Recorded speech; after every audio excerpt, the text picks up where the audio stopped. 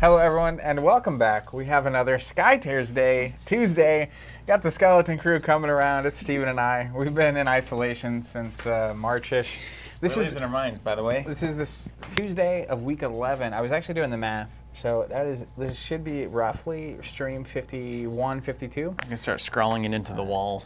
But based on the average number of hours we've been streaming, this week at some point, I don't know when exactly it's going to happen, but we're going to cross 300 hours of streaming, which is a lot. If we streamed an hour every day, it'd almost be a year. If we did our typical 2 or 3 hours on Monday, it would be 100 Mondays, which is 2 years worth of Monday streams. What's up, everybody? How you guys doing out there? I want to take a second to welcome you to the stream and say hello. I hope everybody's doing well. It's strange. Times are weird. It's like multiplicating. Yeah, multiplying. Yeah. It's crazy. Not only have we been streaming for so many days, but the world's crazy right now. Between Corona and everything else going on, I mean, it's just there's a lot of weight. I'm feeling it. It's an interesting time, isn't it? Yeah, it's just heavy. Meantime, though, we're going to have a good time today. We've got a card to show you from the Into Ashes expansion. You should know, let's talk about expectations a little bit here, too. Let's just temper expectations. We do have a copy of the one-lane map that we will have on camera. We're not going to do it today. We have a schedule worked out, PvP Geeks, everything's tidy and nice. It's just how we like it. Nobody's throwing audibles at the last second. There's not all sorts of weird delays and random stuff going on. I felt an audible almost this morning. You were like, "We're playing that one-lane map today?" I checked the schedule and I was like, "Oh no, we have a schedule. We're not playing the one-lane map." But hey, dude. But we're super excited to show it. It's gonna revolutionize some stuff. You know what I realized? They already said this, so I'm not spoiling anything. But I didn't really fully appreciate what 2 domes means. Yeah. Well, you can use your imagination past there. So we are going to show you that map in, I think, 2 weeks from now. And that's coming out with the Into Ashes expansion. Yes. In July. Now, here's the thing, though. This is what's the thing? For all of our betterment. Zach and I have been fans of games for 20 plus years now, and we've seen it done a million different ways in terms of how do you market a game? How do you build excitement for a game? What's a publisher doing? What are the content creators doing?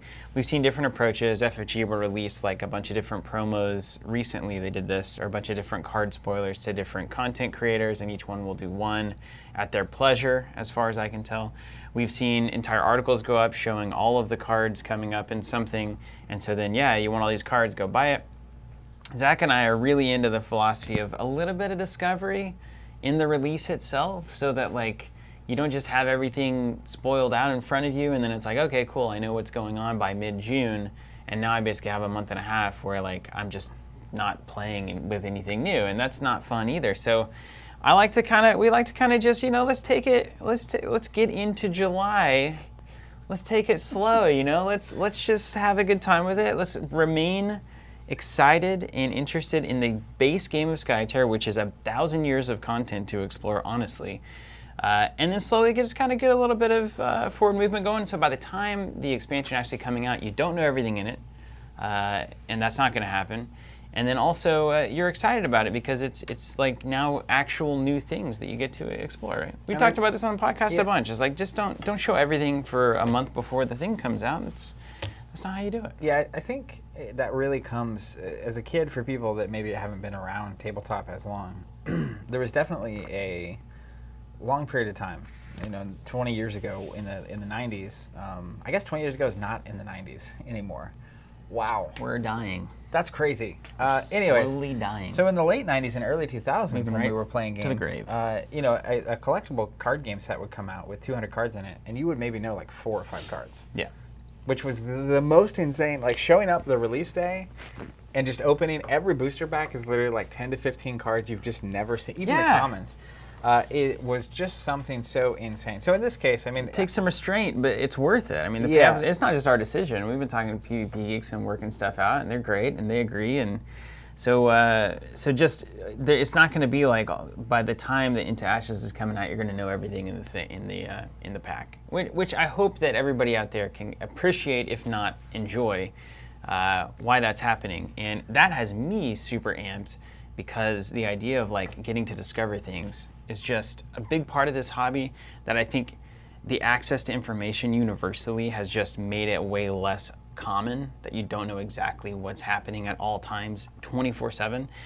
So bringing a little bit of discovery back to those new releases, I think, is something that's meaningful and valuable. Think on that note, the expectation you're looking to set, maybe, if I'm putting words in your mouth here, feel free to step in, is that our intent, as we've been doing from the beginning, is to preview one card. That's right. Each week, or one thing. And this card, well, let's talk about it for a second. We're just preview it right now before we get into things.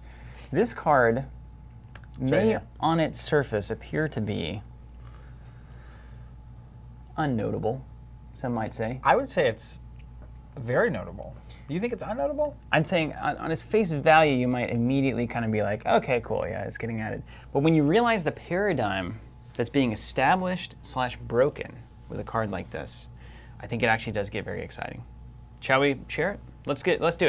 I was thinking we could take our 5-minute break. Let's do Psychic Shield. Let's check it out. All right, Psychic Everybody. Shield. I'll read it. Let's check out Psychic Shield. Let me make sure it's on the screen. I think it's on the screen, yeah? It's neutral. Did I just hear the chat thing Oh, going? you definitely Okay, I'll go get it.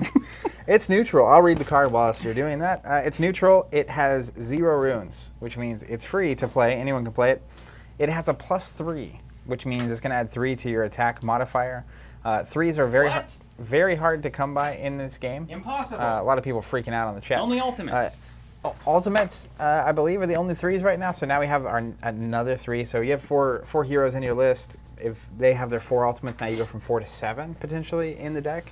So that alone is what makes it notable to me. 0 cost +3 on the value. 0 cost +3. What kind of a ratio is that? Does it even need text on it? But then it's got a reaction. The effects of power cards deal 5 fewer damage to the caster. So your opponent plays a 3 damage Shatter Mind. Maybe they play it with Kichi, and it's going to be, or the Sathiru. Sathiru going to be 4. 4 unblockable damage. Not unblockable anymore. You got a Psychic Shield. It cannot mage me around anymore. Yeah, you cannot mage me around. You can also, there's a lot of ultimates that do damage. There's obviously going to be power cards moving into the future that are going to do damage. What it does also is it forces your opponent to unload all of their spells basically right then and there. So like if it's like, I play on top of it, right? I play Shatter Mind, you play Psychic Shield, and it's like, okay, I guess I'll play Shatter Mind Nightmare Incarnate to get that to land before your Psychic Shield goes up. Or do you bait me into it? And then it's like, okay, I'm going to play that, and then I play a Psychic Shield, and then you play another spell, and then I play another Psychic Shield. It's beautiful. Because it's free. It's free. That's a win in exchange for the Psychic Shield play. It's free, man. Yeah. It's free. It's free, man. It's free. Free o'clock. So a +3 in the top right. So Assassins, I think this is really fascinating for Assassins. Ironically, I mean, if you play Dota, this is not surprising. But if your Assassins are the most likely to die, which is most of the time true, then it would make sense that an Assassin kind of deck would want to run high plus modifiers on the top right and protection on the card text. Yeah. So now you can save your Assassins from getting wrecked by mages and also contribute to their ultimate swings. That's right. But obviously this is going to be, it's a pretty focused card for that reason, right? If you're playing very push and control-oriented lists, this is helping with control and that you can maybe stop one of your heroes or your casters from dying, and then they don't lose their control points. But obviously, with no rune icons, this is not a card that you're going to commit. It's not a card you're going to commit from the top of deck. The +3 usually is not super impactful on that side of the fence. So it's a very specific kind of card. But I think for free, the +3, anything with +3 as a red player, I'm just like, give me more. I mean, yeah, especially if you're running like predict, you know, like there's Kichi. enough effects now in the game where you can do a lot of predicting. Honestly, with 7 in deck out of 32, even cards like Akimo or Sakashi, anyone getting to see 2 cards, your odds just went so much higher of actually landing a 3. So yeah, it's a big deal. 3 is a big deal. Very big card. So what I'm going to be doing, it's a scrum card too. It's like, so I'm glad that they're releasing this with the one-lane map with the Ashen Pass, because this is like just a battlefield, let's go beat each other up card. Definitely. It's good at helping you beat them up and not get beat up at the same time. That's right. Yeah, those are some of the best cards. So what I'm going to do, last week, we previewed Stone Barricade, which is another card coming from Into Ashes. And the week before that, we previewed Doom, which is a red card that's coming from Into Ashes. So I'm actually going to play a deck that has all 3 of those in it. Last week you played the blue-green deck to basically try out the green card, and you usually play blue, I usually play red, and we both go the other direction. So I'm actually going to end up building a deck here that is green-red. Yeah. And I'm using all the current heroes in the game that are green-red. And I'm going to be putting together a deck list. And then, do you already have a deck list together? Yeah, I'm going to use my standard. Old Faithful. I like to bring nothing but unpainted heroes, since you'll have only painted heroes. Yep, I'm going to be classing it up. It'll be like here. shirts versus skins. Yeah, a good old pickup basketball game. And that's hilarious. And this is the list I've been working on for a long time, and I'm actually looking at, do I want to put Psychic Shield into my Assassin 7 stack, basically. Well, do you? I don't think so. I don't know. I mean, I do want to, but I want to put like 7 different cards in there. So I don't know. How many are you going to run? It's a time for choosing. I'm running all of them. Oh, okay. This is the End Ashes pre. Is this the only 3 copies you printed this? No, yeah, it is, but I don't want it. I don't need it. No, I was saying, I thought you meant how many of the End Ashes cards am I running. I don't know if I'm running 3 copies. Yeah, I don't know. There's 3 copies That's floating, an aggressive, basically. specific. I mean, the other question I have, because this card's going to get significantly less usable, I assume you're running at least some amount of direct damage cards. Because you put in the pack card that does all the damage. I'm going to run. You run that. I'm going to run Korjoff. Korjoff has all my damage spells, so we'll see if you can actually use it effectively throughout the game. I mean, that's part of the card though. Is like your opponent might not. It's a very conditional thing, right? The +3 is not conditional. Here's the thing though. Now, do I build a hero of my 6 that carries all my anti-mage cards? You see a mage? You see a mage? I bring you draft send a mage. It back. I'm bringing my 3x Psychic Shield card. Yeah. I mean, it makes perfect sense, right? Mm-hmm, what else counters mages? Assassins. Yeah, you just murder. Yeah, so assassins, you could bring an assassin that has that 3 times Psychic Shield, and it's like if they draft a mage, I bring this assassin. If they don't draft a mage, I bring this assassin. What are the other anti-mage cards, if any? Oh, this one. I said the other. There's one specifically. I didn't know if you had one in mind. There are. I would have to actually look at it. Not the plus armor card. You're cool. Cool. It's cool. Yeah, I have to study that out. Cool. Things that move things around. Yeah. Things that prevent casting. I love asking real questions, live, because that gives you a nice time to respond. I will say one thing I was doing. Like a real conversation, though. I saw Yami here, who unfortunately I'm not going to get to use, but this weekend I was doing a little dive-in into the lore book, and it's really good. I'm excited. The context it's giving me. I read a line about the Kuruma belief in terms of like your spirit and your physical self being connected, and like what you do shapes your spirit essentially, and like is really cool. I was really into it. If you haven't checked out that book, do you believe that that's true? Do I believe that's true? Yeah. Speaking of questions asked you on the stream. Well, that's a real big question. Yeah, I'm hopeful that reading through it, I assume this is what happened. I've only read the Kuruma section, but I assume that they have pulled a lot from modern Eastern philosophy. Yeah, definitely Eastern philosophy, but just like religions and philosophy in general, because there is a like philosophical / religious element to this game. It's the same thing with like I've seen a lot of people, and I'm so happy this is the case.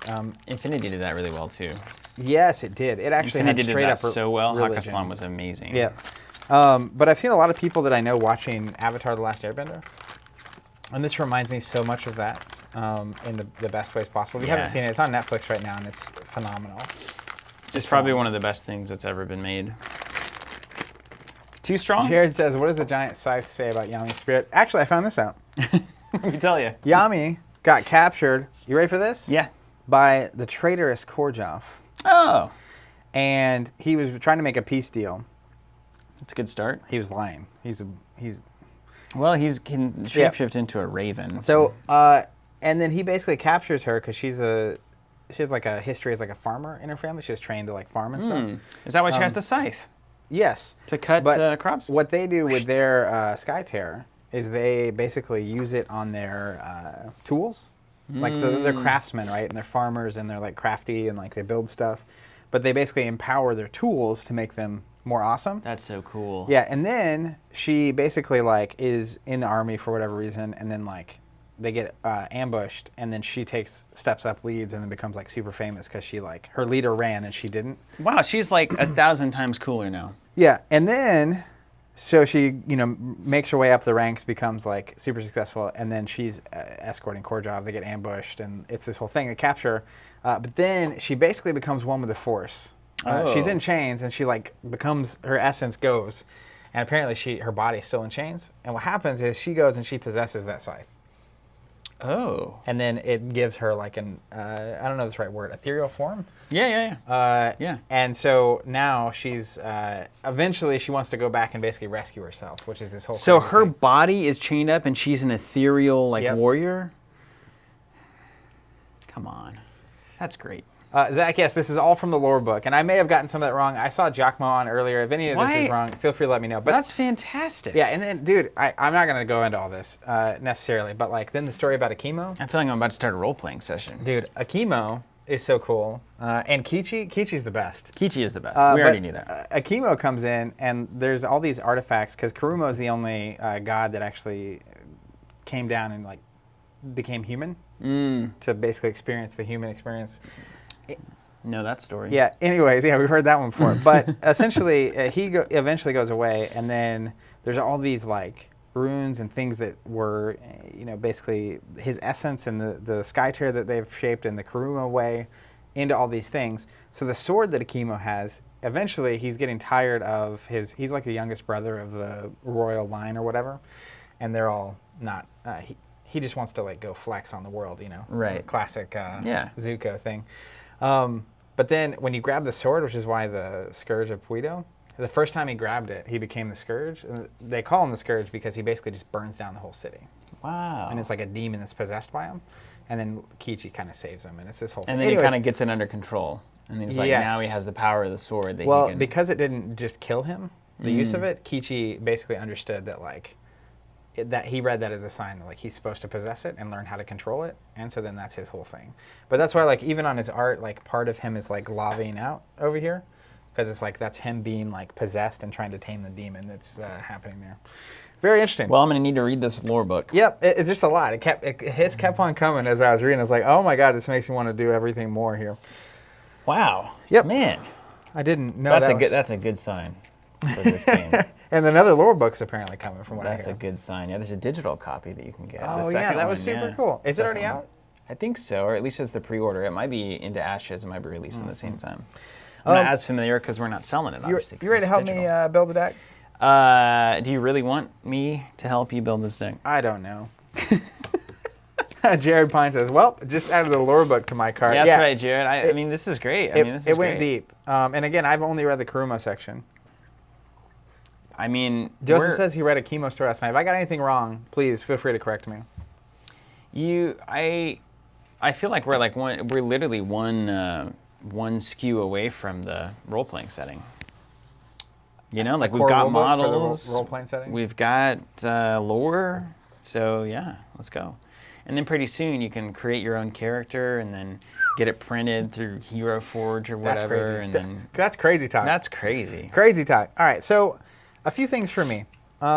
Looking at my heroes, the red-green heroes for reference here. What's your theory these days? Yeah, so let's get into the because my here. heroes were chosen for me. Usually, I would start looking at the cards I wanted to build the concept around, and then I would start picking heroes based on that.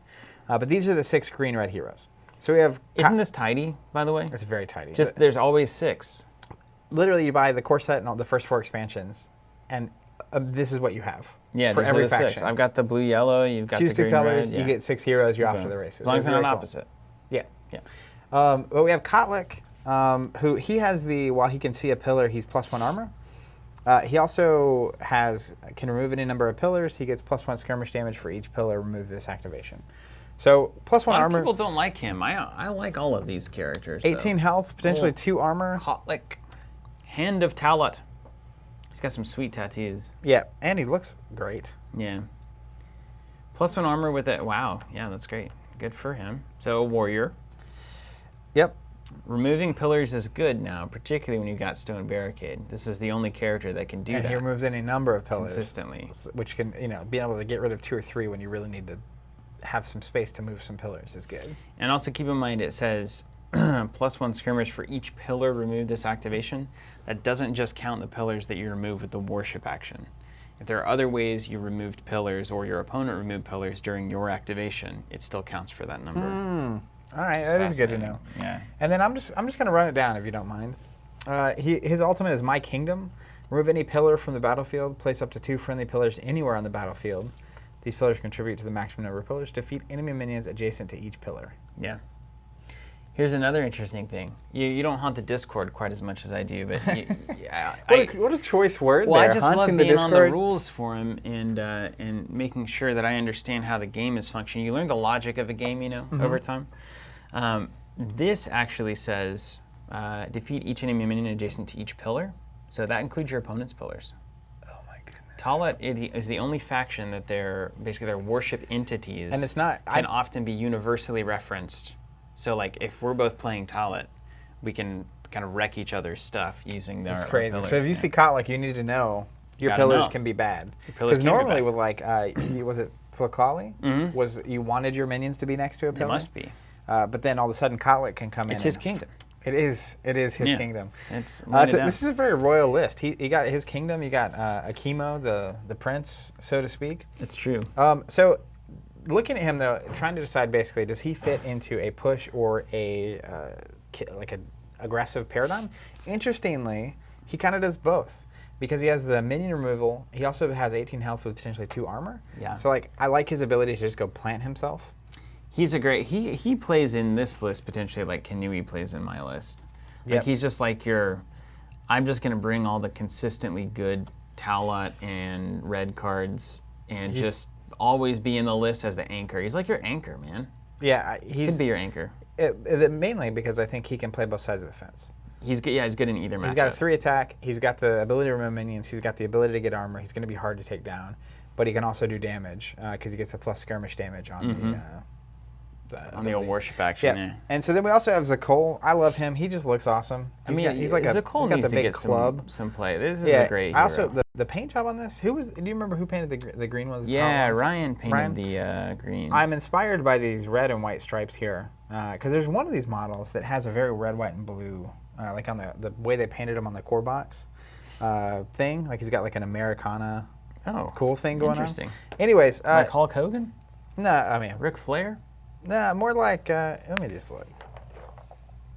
It's on the back of the box. What's under there? Yeah. Anyways, so he's also got 18 health. You'll start seeing this. Red and green have this a little bit in common. They're very healthy. So 18 health with 1 armor. He's got massive blow, which is when he damages an enemy unit with an attack action, he can push that enemy 1 hex. It's so good. It's so Just good. get out of here. Get out of here. It's so good. Especially- Who's not playing this? Especially when you have red-green because you have a lot of ways to get frenzy. So he can potentially come, hit you 2 times, and move you twice, me which 2 could be times. very bad.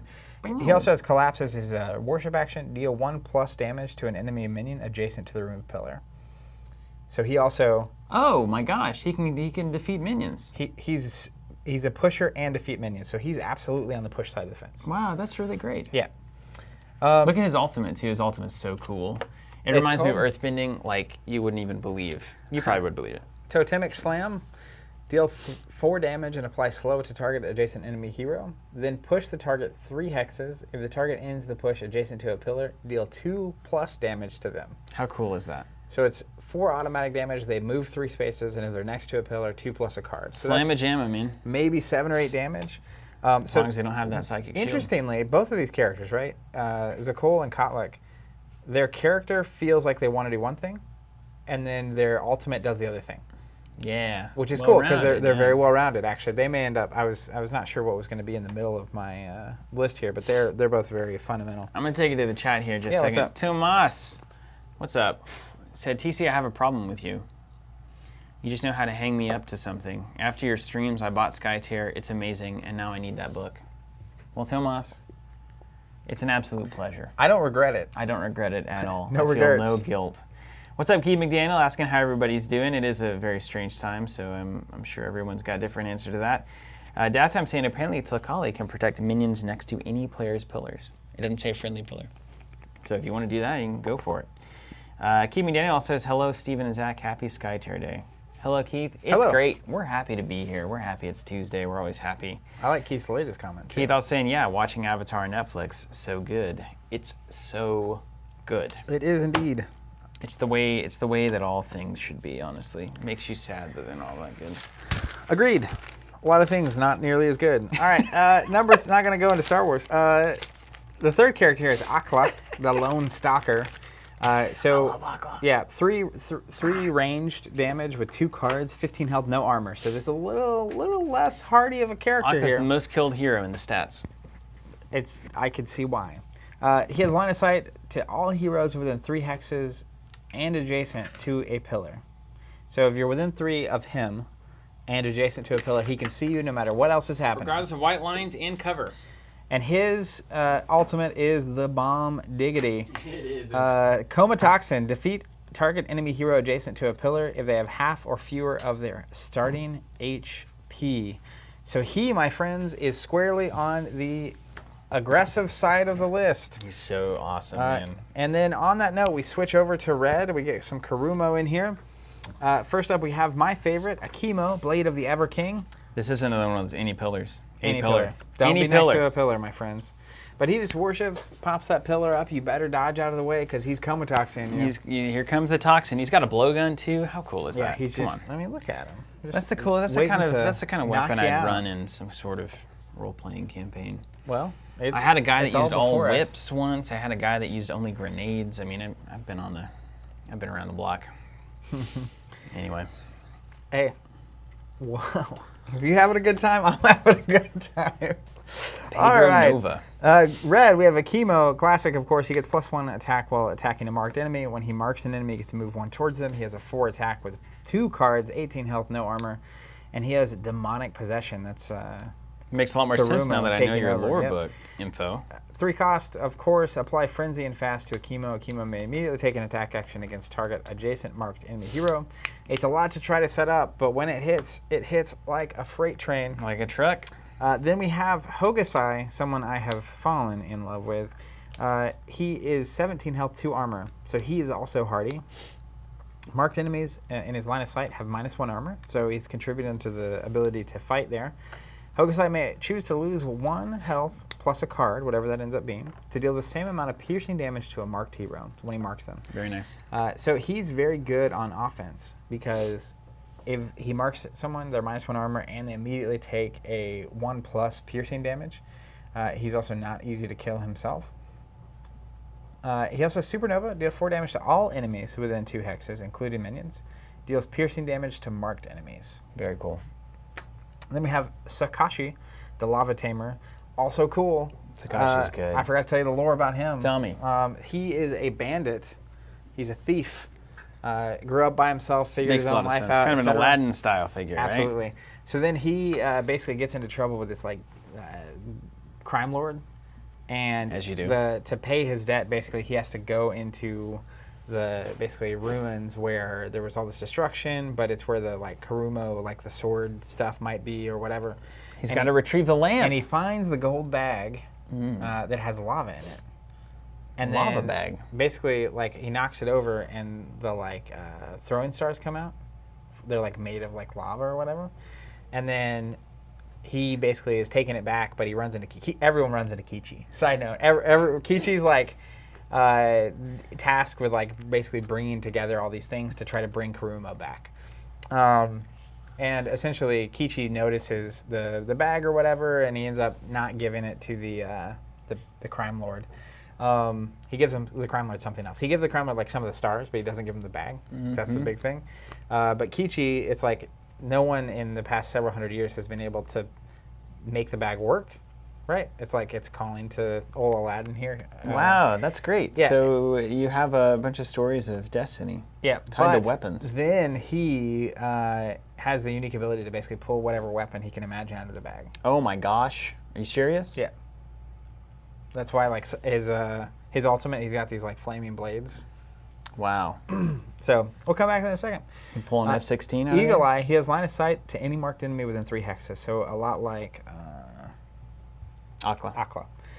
15 health, similar to Aqua, 0 armor, 3 range, 2 cards, just like Aqua.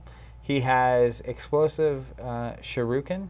Shuriken. How do you say it? Sometimes I say shuriken. Shuriken? Yeah. I like shuriken so much. Too. I like that it calls back to the Street Fighter. Yeah. He does remind me a little bit of Ryu? Yeah. Ken's the blonde one? Ken's the blonde one, yeah. And when he marks someone, he deals 1+ damage to an adjacent enemy minion. Yep. to the marked hero. So he's They've got some interesting minion control stuff going on too. Yeah. So interestingly, like I don't think I would put Aqua and Sakashi in the same list. They're both ranged as well. So they kind of fill a similar role, and maybe I go them both. I don't know, but it just seems not very hardy. Aqua is definitely the like offensive version, and Sakashi to me is the push version. I think Zakol is also easily a pusher, and I'm just kind of trying to figure out what their roles are in all of this. Kotlik honestly can go either way. Yeah, like Kotlik, this actually is a really cool list. So it's what, 2 warriors, 3 assassins basically, and 1 tank. I mean, that's great. You've basically got your tank warrior side and your fast assassin side, and not a mage in sight. Not a single mage. Isn't that awesome? Yep. So this is the kind of list where I would say, like, well, is this the list that finally gets you to run piercing and smelt armor and all that kind of stuff? Because like, how else do you deal with high armor characters? We're about to find out. So, actually, What's your process these days, anyway? Well, normally it's not pick my 6 heroes and then build, which is what I normally am. So now we're getting you into a different zone, then. Yeah. And are you building ideas or are you building roles? Well, it's a good question. It is a good question, isn't it? So the first thing I do is I figure out what all the cards I like are, which I've kind of pre-done. Cards you like, that's not how you win games, Zach. Well, cards that I think are good are usually cards that I like, which is usually how you win a game. So there's a few things that stuck out to me, and I organize these in a couple different ways. First, I'm not playing Yami, who's one of my favorite characters in the game, now both thematically and mechanically. But for the first time, I'm really considering running -1s. There's 3 different -1s that are worth reviewing. The first one is classic. It's slide. Move target enemy hero within 2 hexes, 1 hex. Love that card. So I love this particularly with Zakol because I can, if I hit you with an attack, I can move you 1. I can slide you 1. I can get you into the bad spots. If I push you out of a lane, I think that's a push card. That's absolutely a push card. That's why it's over here on the side. The other thing is all of my -1s are probably push cards because they're not going to go into my offense cards. Right. So the next one, interestingly, is Twist Allegiance. Another target adjacent hero takes an attack, move, or skirmish action and is considered friendly during the activation. Honestly, walking up and just being like, Twist of Allegiance, if you don't move, I'm going to move for you. Yeah, it's insane. It's really bad. It's insane. Then the third one is Strength Over Pain. Apply Frenzy to a caster. They lose 2 HP. Let's just take a second and appreciate the fact that, like, Twist Allegiance is essentially, like, slide, but move 3 hexes in most every situation. And they have to be adjacent for Twist of Allegiance to work. Slide is also a reaction. That's true. So it's cool because, can also like, have you attack your friend. This is actually maybe the best example that I've seen of just how clever the design of this game is. They literally have the same number of runes and the same modifier. Their ability similar, yeah, but different in critical ways. And then this little icon is so significant, it's mind-bending. Yes, it is. So like this to me is like more powerful ultimately, but it's more conditional because it has to be your turn, and also you have to be next to them. You're right. You're right. It's just both good. cards great. Yeah. Just good design. But then Strength Over Pain is -1. It says apply Frenzy to the caster. They lose 2. So there's not a world where you're not running that card. That actually goes over here, right, in the attacky side. Yep. And so now basically what I'm doing is I'm trying to just divide into the various roles, which is just pure like What's Thorn Roots doing over there? Is it just out there? It's just on my stacks. I love Thorn Roots. That's probably so Thorn Roots, my favorite cards. 2 runes, 0 modifier. The next time target adjacent enemy hero would be moved by an effect, that effect is canceled, even a move action. That's right. So this also technically goes over here on my control side. If you'll follow along with me to here, let's check this out. I have, because I'm like a 65-year-old executive who's printing spreadsheets, I printed out the old stack, advanced stack rules. If you guys don't know what this is, they are our newly released stack rules with charts and graphs, and text everywhere. So you can find those on the, I don't know, I'd probably just Google it, but it's on the Skytear site, I'm sure. And it helps a lot. You see this little chart? Look at this. I haven't seen it yet, but I'm excited about it. It's a chart. It takes a little interpretation, but you get there. There's a chart there. Can you teach me? Yeah, and the important thing to note too is that the stack, basically everything is an effect. Effects are generated in multiple ways. It's when you declare an action, when you play a power card, when a skill or a power card triggers, a player declares the current activation. That generates an effect. It doesn't resolve immediately. So a lot of times when we read cards like, oh, it says prevent some kind of effect, like Thorn Roots, prevent a movement effect. It's like, oh, well, an effect has to be like from a power card. It's like, no. Effect is anything in the game. Anything that affects the state of the game is an effect. Yeah. So it helps to kind of clarify those things. I can understand that. Yeah. Oh, that's true. Tally McTell, bringing the knowledge here, the absolute wisdom. Hit me with it. Twist Allegiance can also be used on your own heroes. Yep. So you like can move your own hero. Yeah, move a Chemo or Aqua into position, and there you go. Or out of the way. So it's just it's not really a twist of allegiance, it's more of a prod allegiance. Well, it depends. I guess prod on allegiance the goal. is maybe not as exciting of a card. So then, just kind of continuing down the train of looking at cards I like. Strength Over Pain obviously gives Frenzy for 2 HP. Another card that does a similar effect is Burning Rage. It's an action, it costs 2, but no -1. It also applies Frenzy to a caster and doesn't cost any HP. So that's in the same stack. Isn't that fun how different those are too? It's like they're the same, but they're different. Just crazy different, honestly. In like not big ways, but also huge Great ways. art too, at Strength Over Pain. Yeah. Great art. So then I kind of have categories of cards. So that's my Frenzy cards. Then the next thing for me is movement that is not slide already built in, which is basically dodge and reave. Mm-hmm. And so these are both just really good movement cards. Any of my characters can play them. They're not negative modifiers. Those are just going to go in the center because I feel like these are cards that you always want to see them. I could see all the time. Similar to that idea is Impervious. So it's a 1 cost, a You know plus what's crazy? 2. I'm going to hold on a second. You know what's crazy? What's that? I thought I always go into the game thinking the same thing. I have had a very difficult time playing that card. Impervious? You'd be surprised at how often it's irrelevant. It's definitely relevant against mages. Yeah, it's like, and that usually the mage is coming up and trying to wreck me. So the thing I like about it is if I have it on the aggressive side, it's a plus 2. Yeah, obviously. That's why we're all running it. There's also a lot of green cards that make use of the armor, which we may or may not get into. We'll see if it even ends up in the list. Isn't that what you got to decide? Are you going to combo or are you going to play the good cards? But then on the flip side, on the control element, the armor helps you basically stay in place, right? So whether or not that's relevant, I don't know. But it's a card that I literally think I could play on either side of the board. It is a foundational card, yeah, for so talent. We'll see. Stone Barricade is another one of those cards. It's a 1/2. It's one of the previews. Lets you place a pillar, and the pillar's a blocking element, so it's a +2 for the attack. Placing the pillar could be really good with someone like Aqua, so you can see someone when they don't think you're going to be able to see them. It's a reaction. Like, that's really good. It's really good with Aqua, yeah. But it's also obviously great on this side of the fence, too, where maybe I'm about to play a big card. I need the pillar.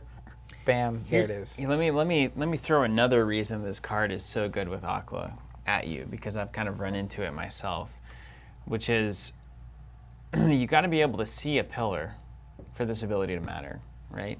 Yep. Now sometimes that pillar's on the other side of the white line, and there's a hero waiting to get wrecked there, but you can't see your own pillar at that point. So like you don't have no access to that ability. You drop that Stone Barricade, now all of a sudden you're enlightened by the pillars, and now you're frenzying for 2 attacks. I mean, there's some really good uses for that card, particularly with Aqua, that I can imagine. Also with old Zakol, if you want to get his ultimate to fire nicely, you can set up multiple pillars and run them into it. It's great.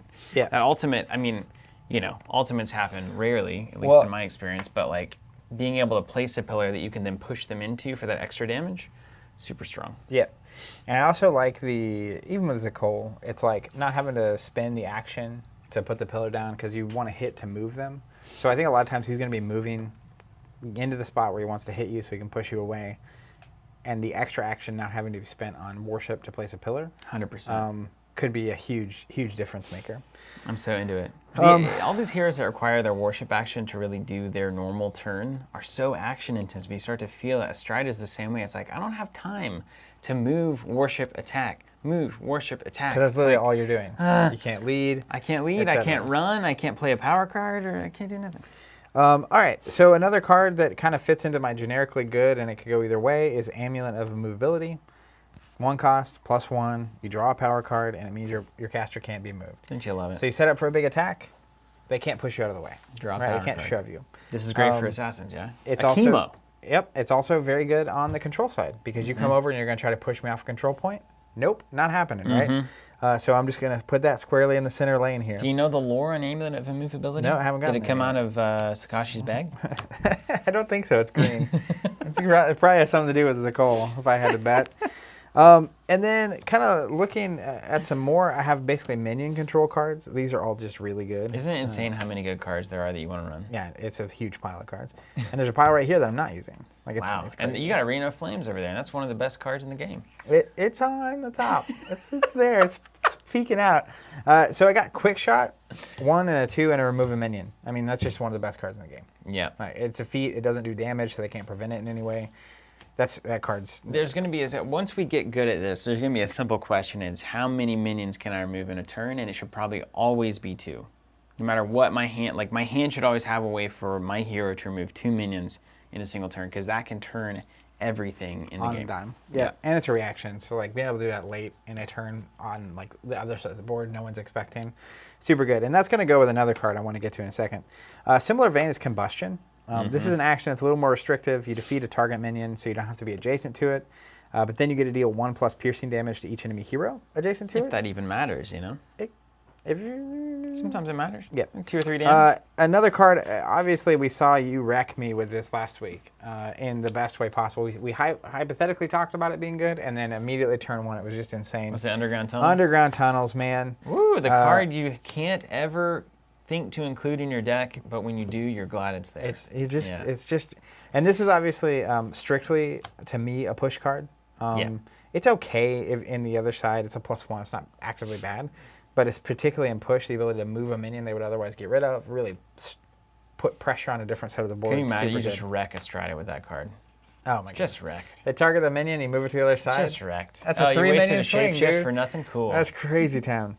Then we also have another card that I'm hot and cold. It probably won't end up in the list. Hold on. Maybe does she have to defeat a minion to trigger that? I need to check that. Anyway, go ahead.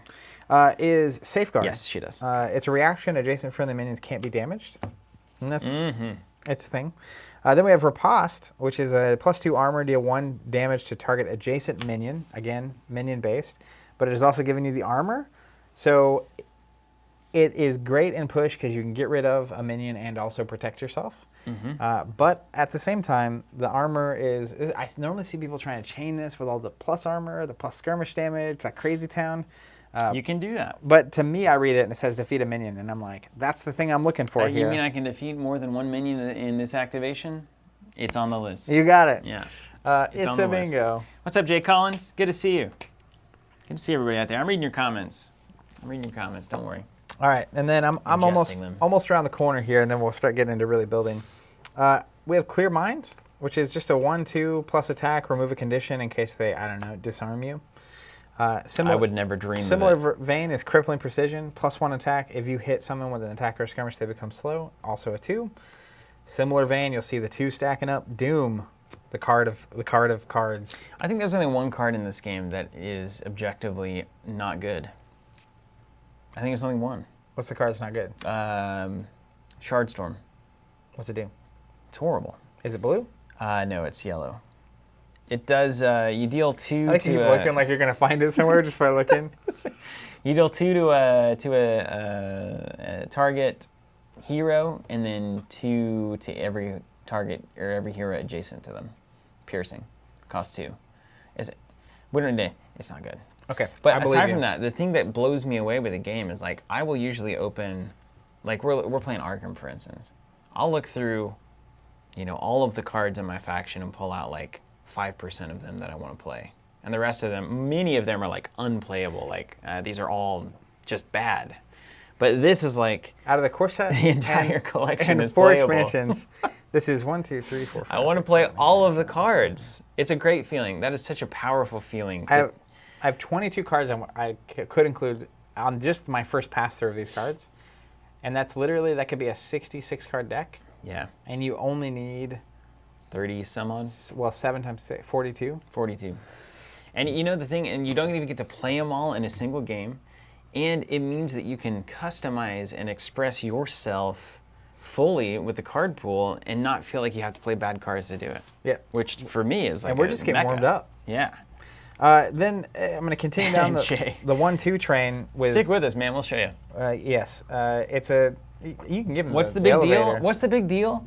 It's the perfect fusion of every genre of game that I've ever enjoyed, and it's Tabletop, done. MOBA, Elemental. It's done by a publisher. I mean, it's a card game. It's a miniatures game. It's a board game. It's beautiful. It's precast miniatures. It's a miniatures game without having to put miniatures together. It's a card game with the most interesting deck building mechanic that I've ever seen. Miniatures game without dice. Miniatures game without dice. You make your own luck. Your card construction decisions and your deck building process determines the random variables you encounter throughout your game session.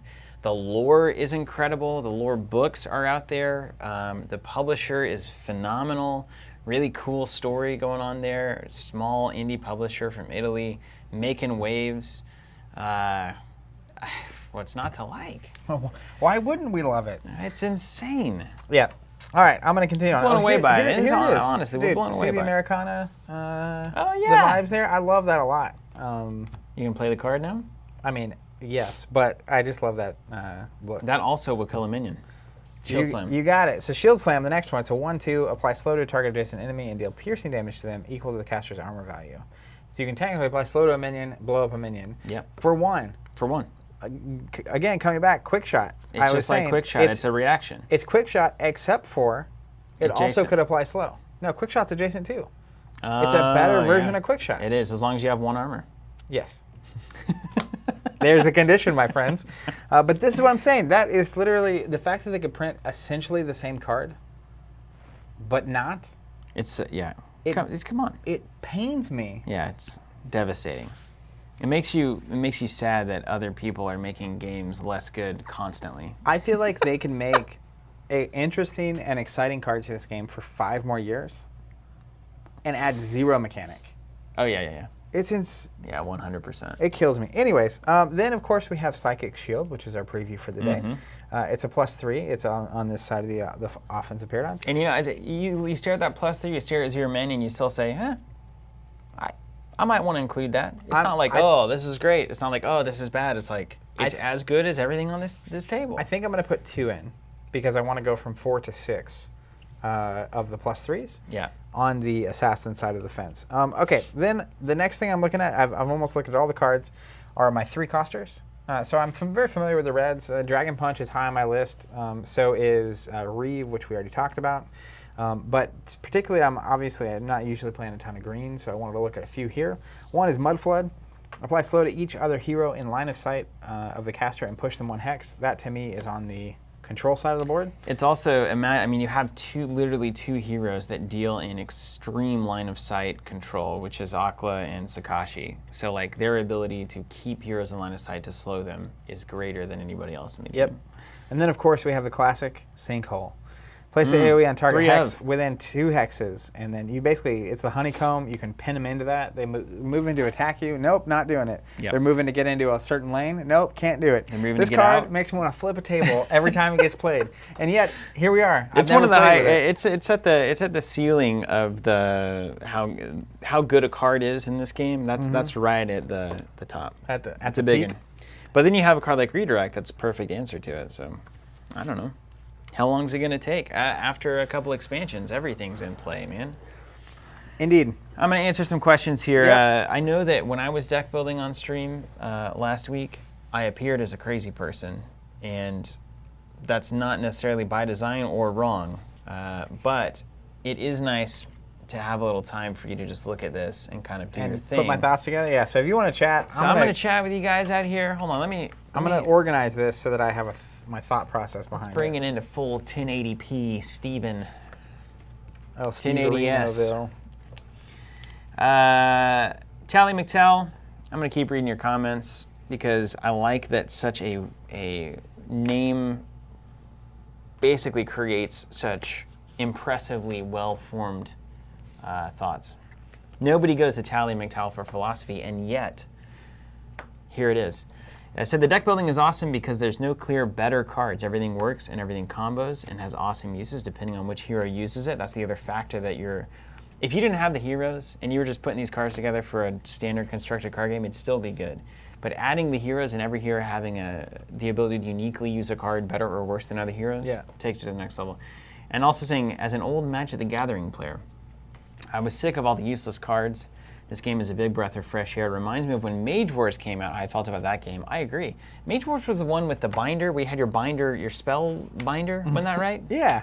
And then you would actually literally go into your Play binder. into your binder? Play in the spells. Or play from your binder, so to speak. And then Nikki Affier asking, do Assassins come in one of the expansions? That's my favorite fantasy class. Very keen to try them out. Every faction, all the factions have Assassins. So it's really about what flavor you're looking for in terms of factions that you're appealing to, or that appeal to you. And then there is going to be at least one assassin, and I consider the ranged assassins and the melee assassins the same kind of vibe in that class. So if you really like the green earth style faction, then they've got Aqua. If you like the red fire faction, then they've got, of course, the Chemo and Sakashi. See if I can do this off the top of my head. If you like the yellow, which is really the I respect you trying. Desert faction, you've got Habarat, who is phenomenal. And then if you like blue, like me, you have Shalavi, the cat-based assassin. And I feel like there's one more ranged assassin. Is it just Sakashi and Aqua the only ones in the game? I think that's right. I don't know. Because red has 2 assassins. You've got a Chemo and Sakashi, the only faction in the game that I believe that has 2. If I'm not mistaken. And then Joseph Kane following up here, Kuruma expansion comes with a Chemo. Leothan comes with Shalavi. Oh, you're right there. Okay, I just said that and I didn't even need to. Is it straight versus game or campaign style? Jay Collins, that's a really good question.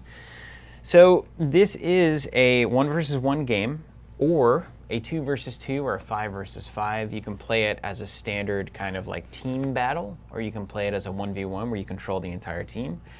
Traditional like tournament games, or you know, the standard format is Zach will control 4 heroes, I'll control 4 heroes, and then we'll fight it out for the control of the board. And we'll play to certain objectives that get randomly revealed at the start of the game, so every game is a little bit different based on the combination of objectives.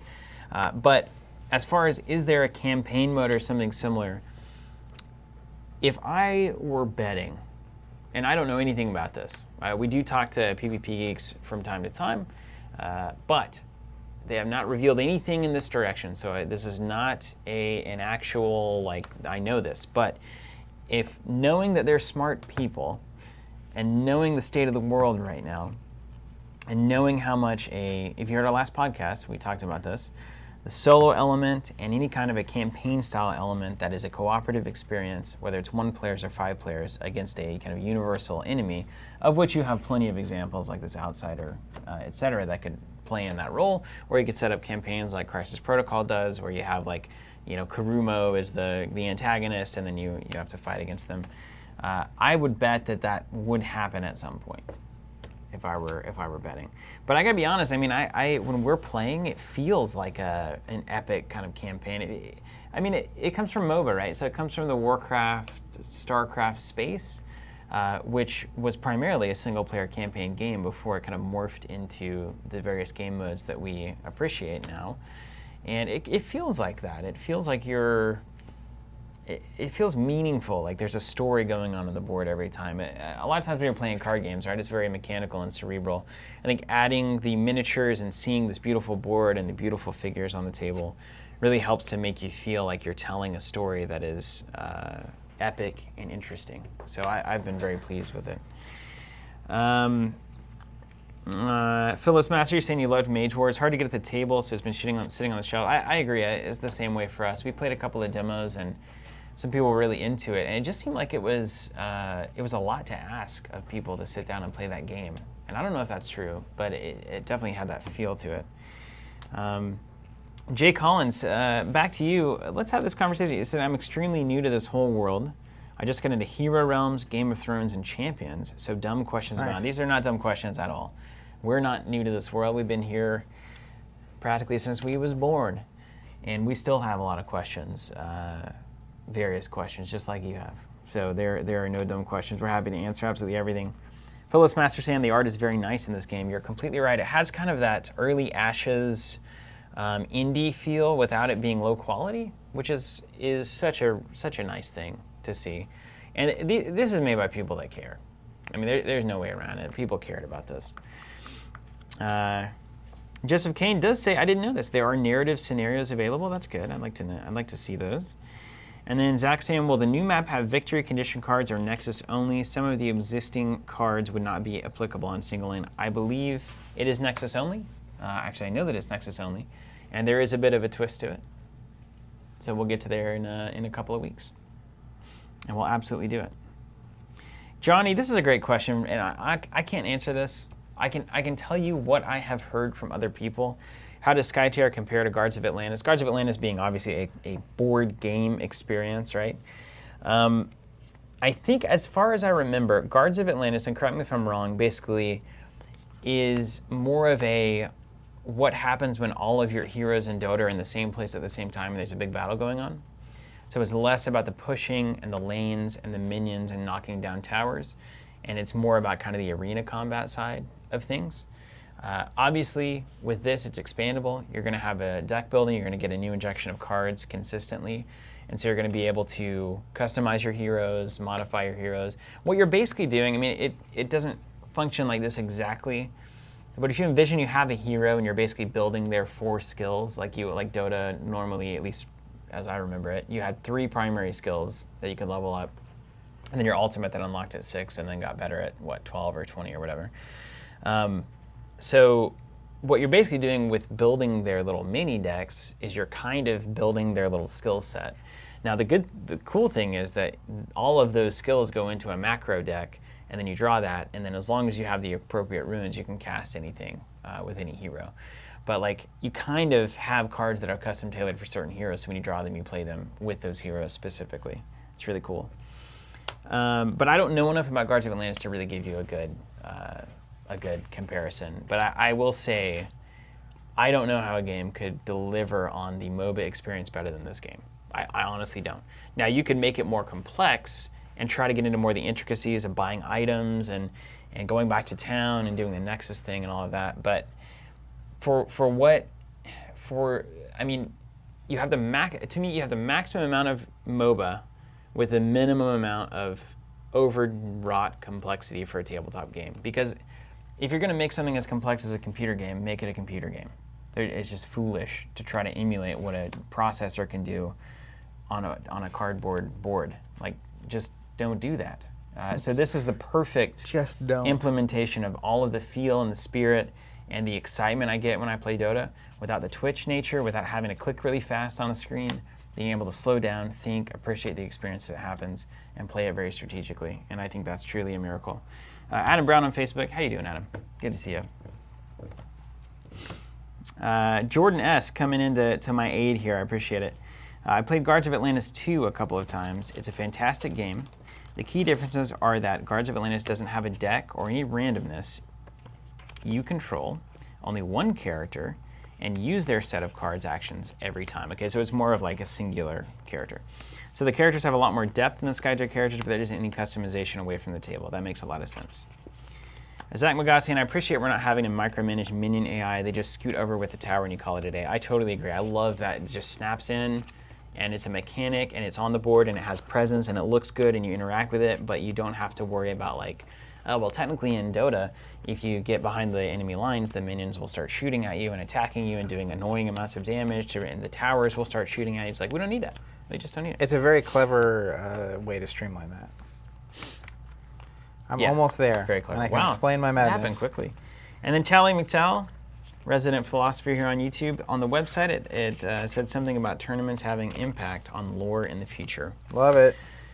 Well, you know, if you take the best element of every game that's ever existed and just throw it into one and somehow make it work without it feeling like a giant shtick. What I was going to say is, like, and you win. There's a lot of games that have tried that and have failed at executing it. Yeah. But the difference with Skytear is that they're executing on it and doing it impeccably. So far, everything they've gone for. There's definitely things like the timing structure and some of the wording in the initial rulebook, but one of my favorite parts of PvP is how responsive and active they are. Yeah. And isn't that crazy refreshing, given our past like decade? Just actively caring. It's just like, this isn't that hard. And not being afraid to own when something could be better. Yeah. it's like a lot of times a publisher will print a card and then not want to deal with it because obviously it's like, well, why didn't you catch that beforehand? Yeah. But it's, I mean, it's nice because PvP is a small company, a couple people. And like, of course, they're not going to catch everything. And in playtesting, they're going to learn. This is the first time they've published a game. So like, and you're doing it in like 20 different countries. So I like, think it's like 7 or 8 languages now. So like the translation more than anything in games like this can be so troubling. So most of the things that you'll find that are unclear about the stack or whatnot are generally about translation more than they are about the idea. So I feel like I understand perfectly the idea of how everything works. Sometimes because we're card gamers and we're board gamers, we look at the meticulous nature of the language, and that's hard for native English speakers to nail down. I mean, look at all of the errata and FAQ and stuff that's gone on, all the LCGs and whatnot, and it's like, to get this far with this not being like your primary native language is really impressive. It's hard to do this. English is a messed up language anyway. And I think it's where I get caught a lot of times, like one of these ultimates or abilities, it was the one that does defeat enemy minions adjacent to each pillar. So in my mind, when I read this is the My Kingdom from Kotlik. It says, remove any friendly pillar from the battlefield, then place up to 2 friendly pillars anywhere on the battlefield. Defeat each minion adjacent to each pillar. So in my mind, I place 2 pillars, and then it says defeat minions adjacent to each pillar. It's that you would self-reference back to the original sentence. Yeah. In all my game and the way I understand like previous systems that I've played, it's like it would be the 2 pillars I just placed right next to. Right. But that's not how this works. Systematically, right? It says defeat each minion adjacent to each pillar. That is a statement in and of itself that does that thing. So it's just like it just does it. I've seen those comments on Discord too, where it's like, oh, we didn't realize adjacent. Another example. It's like adjacent means within 1 hex, including the hex that you're on. And it's like, well, technically, if you tell me I'm adjacent to something, I have to be next to the thing, and it doesn't include the thing. Yeah. But it's like, oh, well, that's just not the translation just didn't come through on that. Yeah. So it'll take a little while. We'll explain my madness. Yes, please. Hold on. Let me finish up here. David Forbes, we have a new card today. Yeah, let's pull it up. Psychic Shield. Psychic Shield. Beautiful art on this, guys. The art continues to get better. I love seeing constant improvement in anything. Anything. I'm excited. That's the what's beautiful the name card. Of the yellow faction? Neptune. Neptune? That's the Neptune minion, right? Yeah, and also on Testudo, which is another card that I'm always wanting to run because the art is so good, and also the card itself. But then I never end up doing it. Jordan's saying, I've gotten older, I've appreciated board and card games more and more because the reaction timing, which gets harder and harder, right, on computer games. I'm the same way. I don't want to just like, crack out. You don't want it to be stressful in That's that right. way. That's right.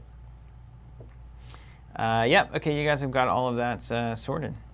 Done. All right, you ready to see what I've cooked Yeah, up? let's go check out Zach's madness here, shall we? I realize that we changed the angle to over there, so all this stuff's just upside down, but that's fine, because the cards will pop up. So I realized some interesting things about red-green when I was actually doing this, which I had never really acknowledged. So I was looking at it, and one, they have a little more push than I expected between Zakol and Slide particularly, and we also have Sinkhole. Yeah, the ability to move things around. And Twist Allegiance. Like, we start seeing these cards that allow me to move you more than I expected. But secondarily is essentially on the control side, their minion strategy. They have so much direct minion control, it is out of control. So they have underground tunnels. That in and of itself can swing the tide. Riposte even deals the damage to a minion. Twist of Allegiance, obviously you could attack a minion with it. They have Slide, which again is pushing you off the control point, but Dragon Punch, allowing them to do it. But then we have Quick Shot, we have Shield Slam, we had Combustion, which I didn't even end up putting in the list. Wow. Then you I've have never seen that before out of you. Sakashi's ability, which is deal damage to the minions. You have there's another one that does something to minions, right? That's the Colt with his collapse. Deal 1 to each enemy minion adjacent to the removed pillar.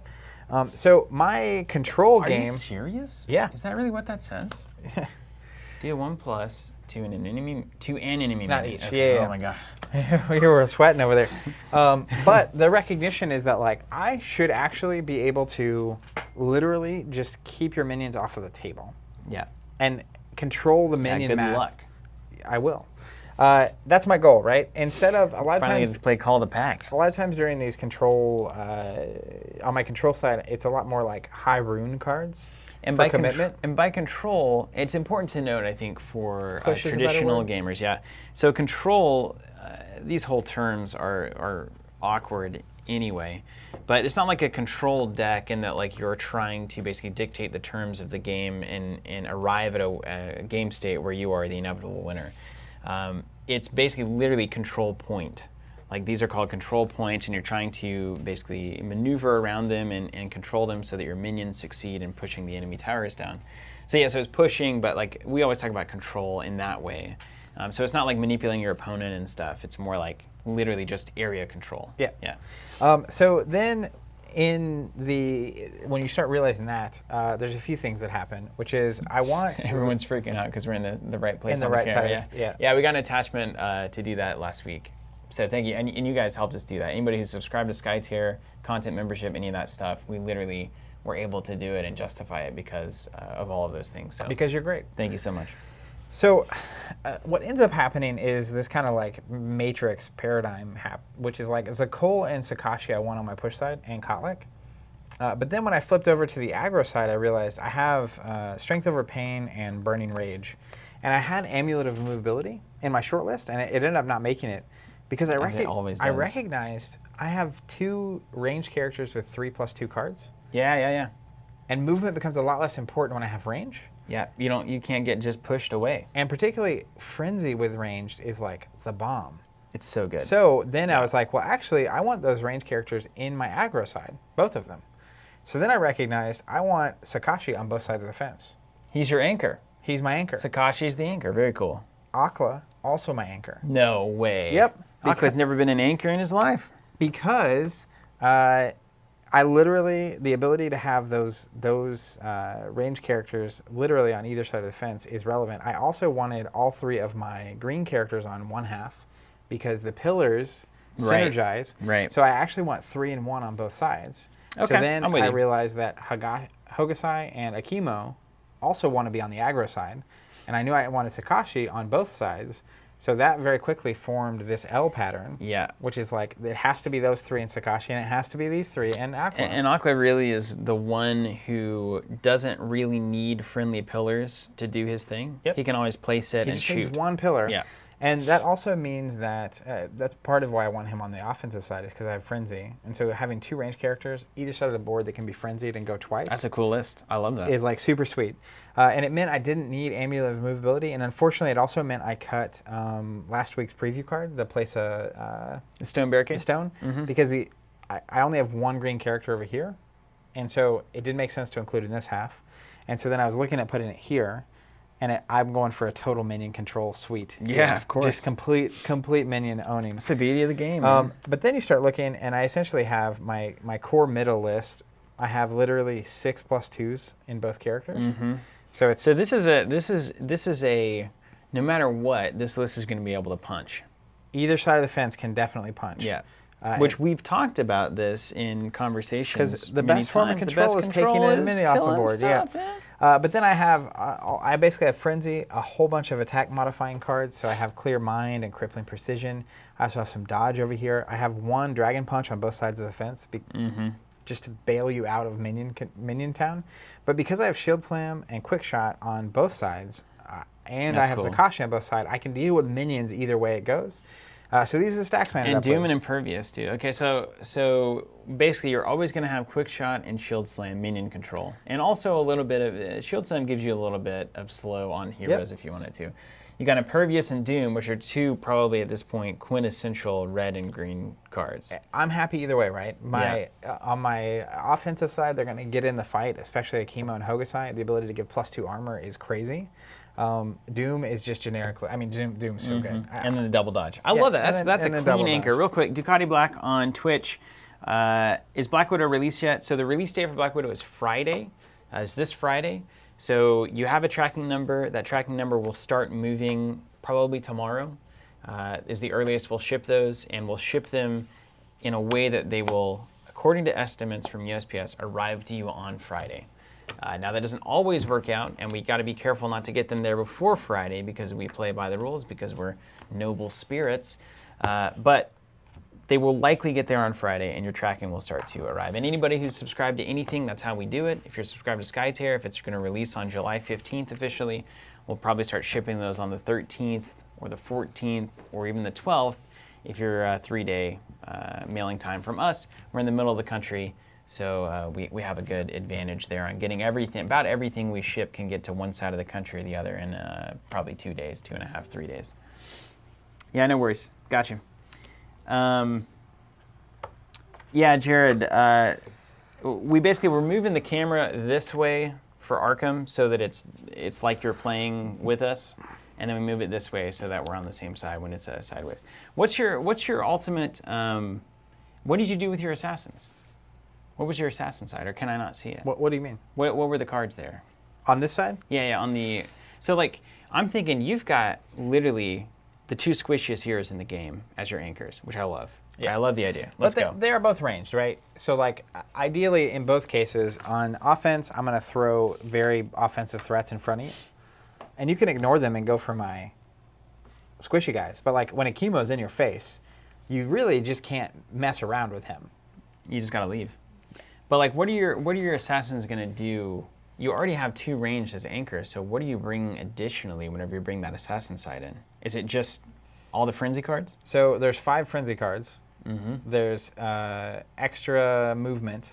Mm-hmm. And then there's all the attack modifiers. So Clear Mind, Crippling Precision, Psychic Shield. Cool. Psychic That'd Shield. be a fun list to play.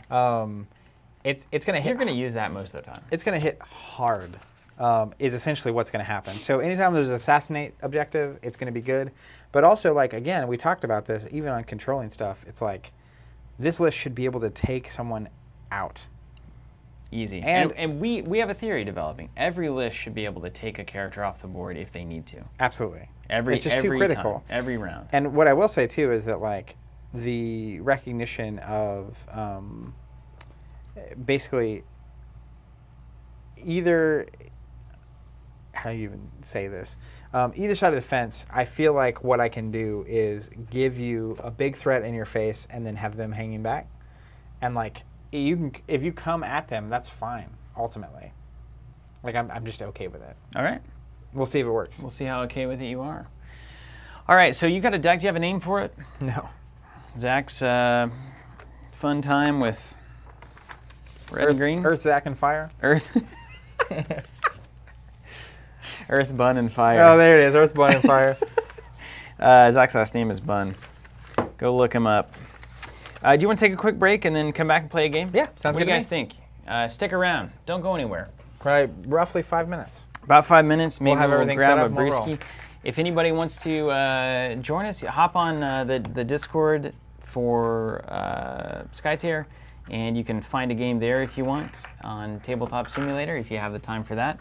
Otherwise, hang out, watch us play. We'll answer questions. We'll do anything that you'd like in terms of information. We won't do anything that you'd like, just information. And if you have any suggestions, then we'll happy to listen to them. Yeah, I was going to say anything you like. I got caught in a shout-out game yesterday. Yeah, you did. It was fun. It was fun. You shouted everybody out. All right, we'll go take a quick break, and we'll be right back. And I'm going to sit here awkwardly. Bun, Sweat, and Tears is actually the better name. I do like that a lot. That's the new name of my website. Do not buy that.com because I need it. We'll be right back.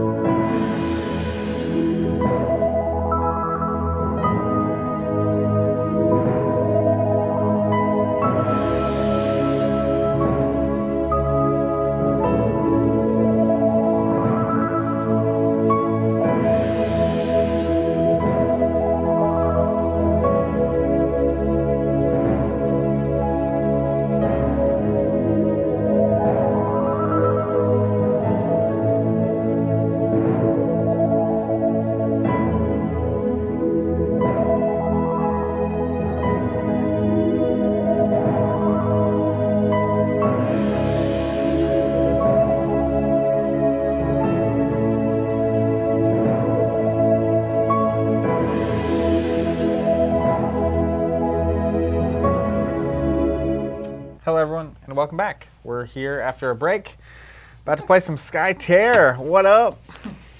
This is escalated from serious to casual very quickly. Hello, everybody. I don't know if it's that's hilarious. Escalation is probably not the right word there. From serious to casual. Serious to casual. Nothing like escalating from seriousness to casualness. I'm excited. This is a list I probably wouldn't have played. I felt the same way when I played that blue-green last week. Yeah. I was like, I'm a you know what? Okay. I like all of it. Oh, good. Fine. I like it all. You got your... Okay, let's set it up. Let's play a game, Zach. Yep. All right. You want to... I haven't played Skytear in nearly a week. These, in a whole week. I'm going to randomize these control point numbers, and you want to randomize the win conditions and hit us with it? I'll hit them. Hit you with them. Remember last week when the order of these was so relevant? It is mind-boggling. It's very relevant. I'm going to do this so the cameras can see it. It's always relevant. Okay, let's go in. It is a Team Covenant Chalice, Ben. That's we got those in our store for our fancy beer. We have one fancy beer on tap. We had a lot of questions about this cup. It's not for sale. Should we? No. Should we sell it? Everyone's going to say yes. Come to the store. Come to Tulsa to use it, not buy it. That's right. It'll only cost you hundreds of dollars for a plane ticket. And you don't get to keep it. But otherwise, it's a great deal. And right now, you don't even get to come inside. That's right. Now is not the time, I assure you. Yeah, I implore you, don't come to Tulsa. Ben Sweeney says, worth it. Yeah. You know what? I can't wait till we can open, have a giant Skytear event. It's going to make my heart very happy. Yeah, me too. All right, they're distributed. Brain says yes. We get to see what they are, right? What do we got? We've got Onslaught. Yeah, I couldn't have picked it better. Defeat 3 enemy heroes. Right Breach, oh, Lord. which is the second one. Anything but left breach. And the Tamer. Ooh, what's that say? Defeat 2 enemy heroes using an outsider. So essentially an assassination objective. So we get 2 assassins. That's crazy. That never happens. It's rare. This is madness. This is wild times. It's really rare. But Right Breach is still there to mess with you. That's right. Breach. Okay, so did we decide? Are we playing by our rules, where you just bring an outsider with your deck, which I think is correct? Yeah. So I'm gonna bring. I'm not gonna tell you what I'm bringing. I'm bringing Lord of Ancestors. Okay. What would this list even bring? I think I'd bring the Vigilante, because I like Haber. The Dark Knight. Yeah. The Dark Knight. Oh, that Terror of Endless Night. He's so weird. The Bear. The Bear is terrifying. The Bear. I'm losing my mind, Steven. I know, me too, man. We're going crazy, honestly. Honestly, it's compounding in a way now that I've broken through a wall past insanity, and I feel like I'm just on a different. I'm existing differently than I did before. I feel like a month ago it was like, all right, this is how life's gonna go now, and now, having lived that life for 11 weeks. You're right over there? Yeah. It's just different. It's hitting different. Yeah. I'm feeling boxed in. I'm waiting to. Are we streamers yet? Are we? Look at ZS's comment. Who's ZS? I wish. No, we did not hit the bong on the commercial break. No, but I appreciate that we can have so much fun together without the use of drugs. Except for alcohol. Except for alcohol. And while we're on the clock. Blake says, how do you guys plan on painting your towers? Any ideas on style? I mean, I'm going Karumo, fiery, lava red. You can't do that. We only have one set of towers. We each have towers, dude. I just put a whole bag of them over here. Oh, cool. Yeah, you can do whatever you want then. I'm going to do them icy then, probably. Yeah, like your stones. stones. Oh, man, come on. We'll have ice and fire. It'll be great. It'll be like a song. I assume that's our next paint day, is you painting your towers. Yeah, I'll paint some towers. You just given me all of the, preschool painting tasks. Kill switch.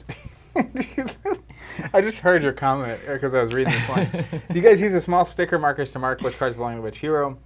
I'd love to. Or is there another way to remember? I would love to. They were sold out, so I didn't buy them. I put it in my brain as well. But I did. Stare at the deck builder every night. I don't think the stickers are exactly difficult to make, or you could buy almost any sticker. Are you trying to suggest black market stickers?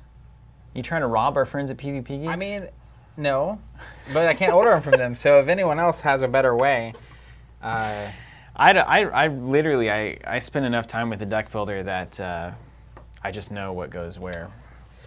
My Some would call that the Obi-Wan Kenobi strategy. I just feel it.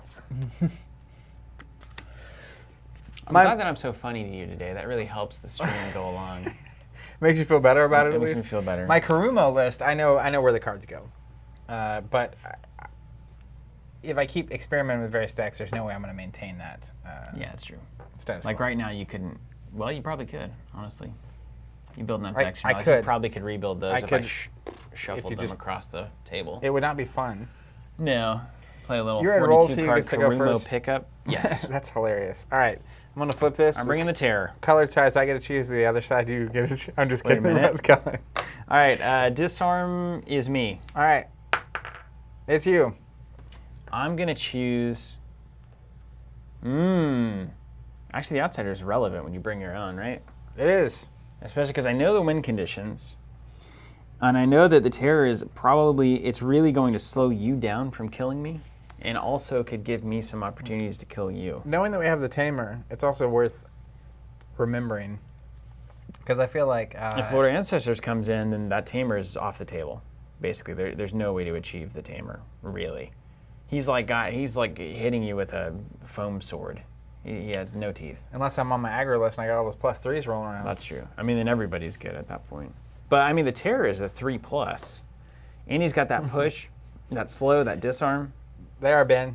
I think they're in Arkansas now.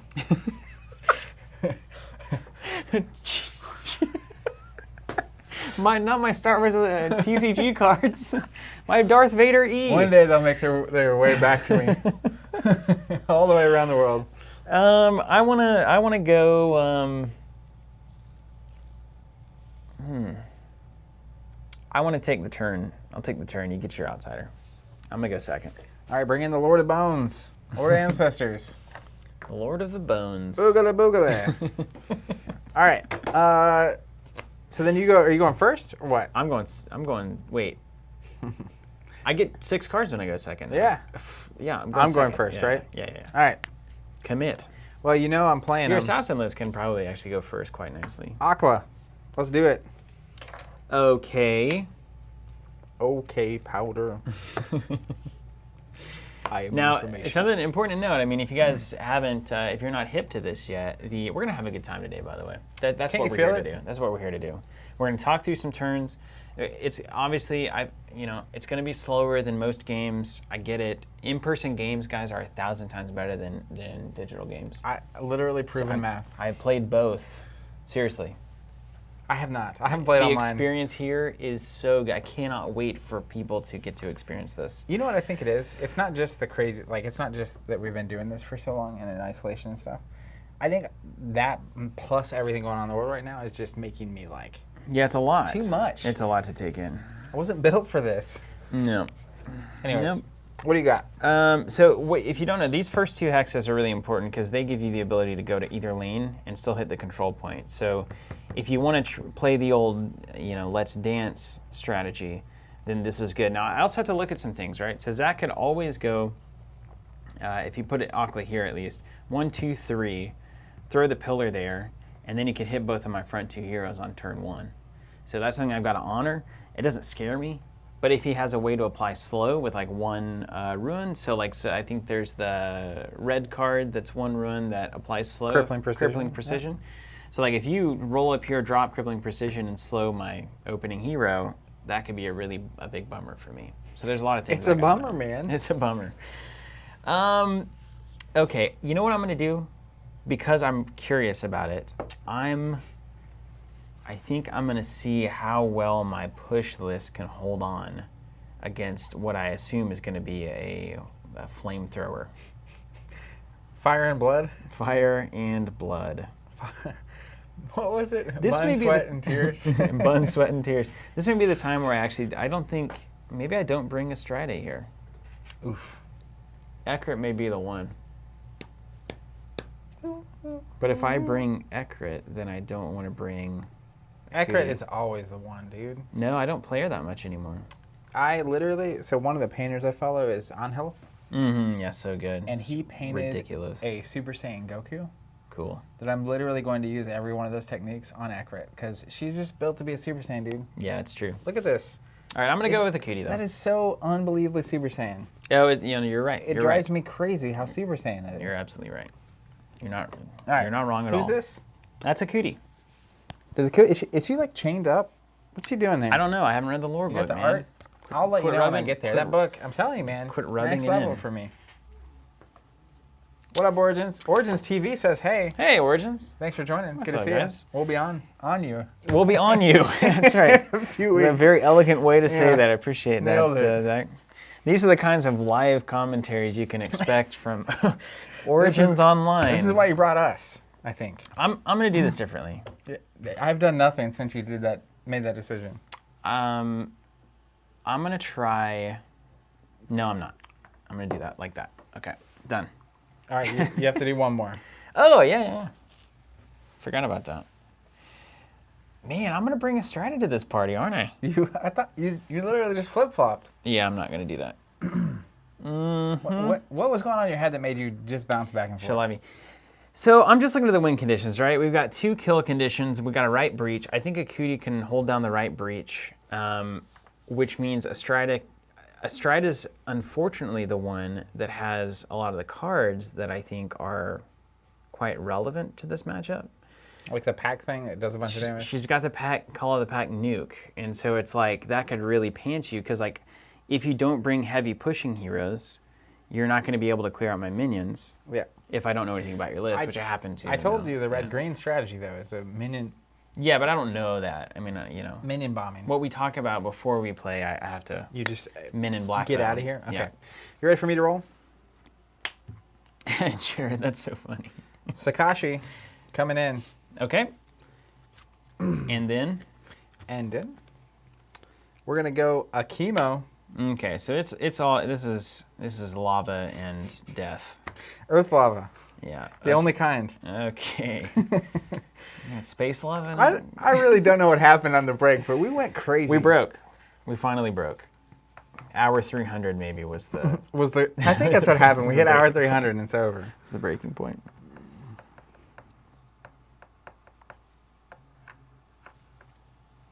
Now you can still bring one of your green heroes Sure could. if you wanted. That's the wild thing. When you get real good with the list, I think that's what will happen. I am not real good with this list yet. Okay.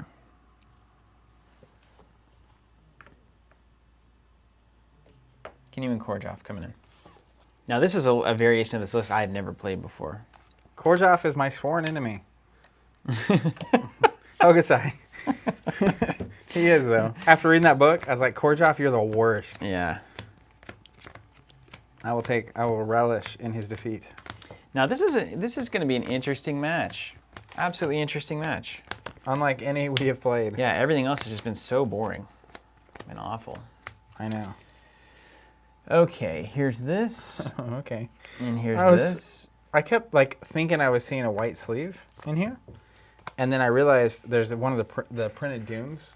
It's like the print piece is poking out. See it? Yeah. Well, it kind of looks like there's a sleeve in there. So Do we need to I would cut get it? there, and I was like, So what I'm is gonna, happening I'm to gonna have my- to keep an eye on that deck. I what can is see where happening that to my eyes? Doom's coming in. And then I realized what was happening. I'm just gonna fix it. Okay.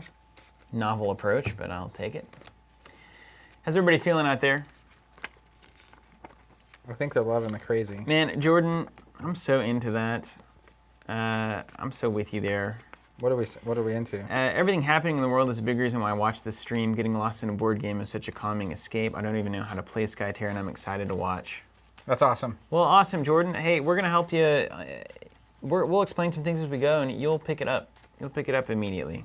Zia saying same. That's a huge part of why we're doing all this. And it's been great for us, and it's awesome to hear people out there enjoying this. ZS also saying same. These streams are responsible for me ordering a copy of Skytear myself. Well, Nice. thanks so much. You can tell PvP Geeks to send that check right over here to 8156 South Lubis. Oh, we've lost it. The shark has been jumped. Joseph Kane asking, was there a one-lane map spoiler? I don't know where that rumor came from.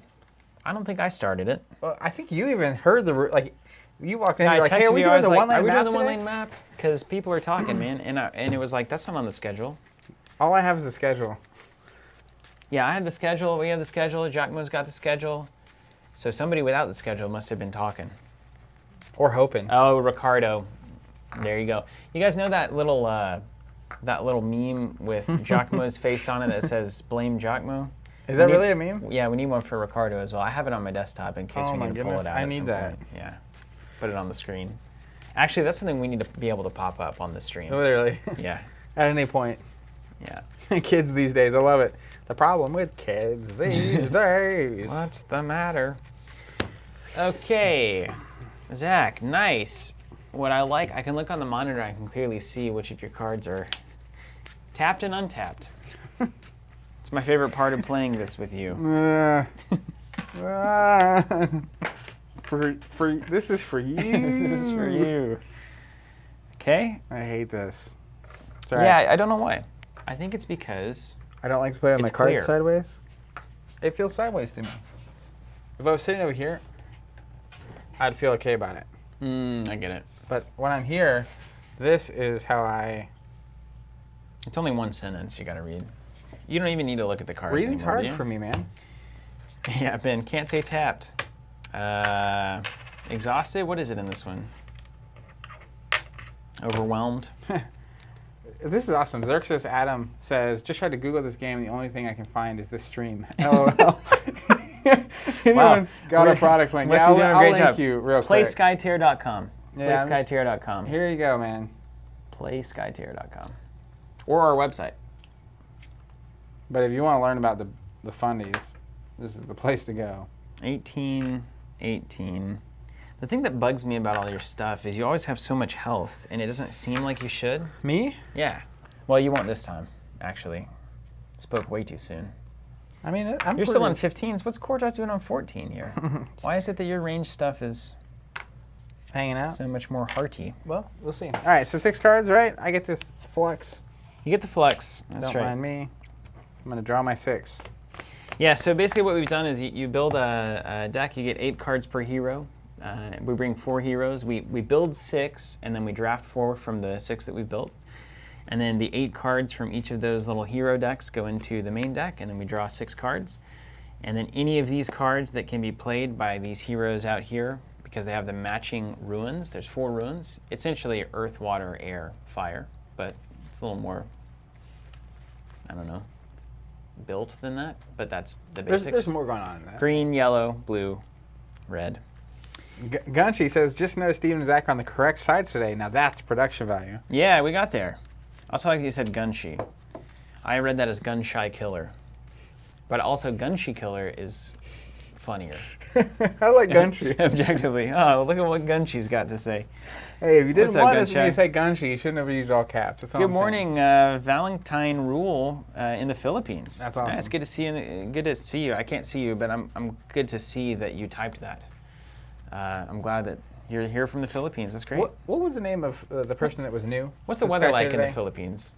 remember Jordan the Hightower. That's Jordan. So I don't know if you said this or not, but Jordan, essentially the objective of the game, there's alternate win conditions. There's currently 10 in the game. You shuffle up and you flip 3. That's how you determine how you win. There's a standard win condition, which is we each have menus. See, I have the red ones. Steven has the green ones. There's these control points under them, though, and we'll control those throughout the game. But if you push it toward your opponent's tower, you can actually defeat these towers that are here. Each of these has 5 health. You destroy that, and then the control point starts moving towards the Nexus. And if you do 5 to the Nexus, you also win. So it's like a kill the base, like MOBA, Dota. It's a MOBA, Dota game, but it actually is one, unlike most. Unlike most, indeed. It's hot in the Philippines, yeah, I have no doubt about that. We each have 4 heroes, and we'll take turns going. On each turn, you get 3 action points to spend, which you can do on like move, attack, skirmish, lead, which we'll explain as we go. I'm going to mulligan, though. I'm going to mulligan 1 card, and it's the Psychic Shield. Wow, good start, thanks. Yep. Giacomo was like, the marketing value is immense with these guys. Really a good way to show You that guys one want that off. new expansion? Let's just mulligan that one right off the bat. Fair and balanced, as I've always said about these streams. But no, the thing about Psychic Shield is in this list particularly, I want it mid-game when we're actually engaging. I don't want it on turn 1. And I also want it to flip from the top of my deck. So at this very second, it's not an ideal opening card, but that's fine. Not all cards are going to be ideal openers. Man, I'll keep this thing. I'm going to keep this hand. You bet I'm keeping this hand. You betcha. Wow, this will be fascinating. You ready to do it? I'm ready. All right, you get the first action. Sure. I love this game. It's good. I love this game. It's good. Jordan, you should also know I have. What's the past verb of staked? Staked. I have staked my reputation. Doesn't sound right, does it? But you can't say staken. Stuck. I staked. But have staked. But what is that? Past perfect? I have staked my reputation on this game. Mm-hmm. Yeah, I've staked it. I staked my reputation on this game. I said if you... Your spotless reputation. Yeah, right. I've never loved games that later maybe were not that great. In all of my years, I've learned a lot, and this game has everything that I, as a player at this point in my life, want in a game, like to an alarming degree. It's like frustrating. Ready? Been ready. Sakashi, he's going to move. You guys are hilarious. So when you move, you can go 3. Another action is skirmish. So when you skirmish, you can actually move 1, and do a skirmish attack, which is 0, plus you flip the top card. Every card has a modifier value in the corner. Like if we pull up Psychic Shield, you'll see the +3. Also, when you do anything, like move, like I just did, or skirmish, I didn't ask Steven if he had anything because he's not in range. But when you do something, you and your opponent have the chance to react. You'll notice on like Psychic Shield, it has the little 2 arrows.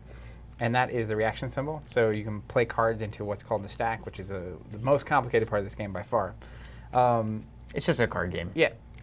It's just basically it's like how do cards resolve. And what it basically, it's like a little miniatures skirmish game, and then whenever the skirmish action is happening, it turns into a card game. That's basically it. And it's so good. He's going to skirmish. Okay. So no reactions. You're going to move, attack, but the attacks can only be on heroes on the skirmish. That's right. You can't skirmish a minion. They're too Then small. He's going to really attack, and we'll attack this minion. Wow, what a little weenie place to end up. That's right. Living the dream. You got it. So he has a 3 attack, and you'll see the 2 on Sakashi's card. The 2 cards, I get to flip the top 2. Plus Pick 3. one to resolve. Hitting for 6, because his base attack is a 3. And it's your turn. Oh, man. So you're going to try to get Sakashi to hit this right breach? There's no way. He's ready. It's not even conceivable. Inconceivable. Never trust this system. All right. Well, how about this? How about you get you some of this?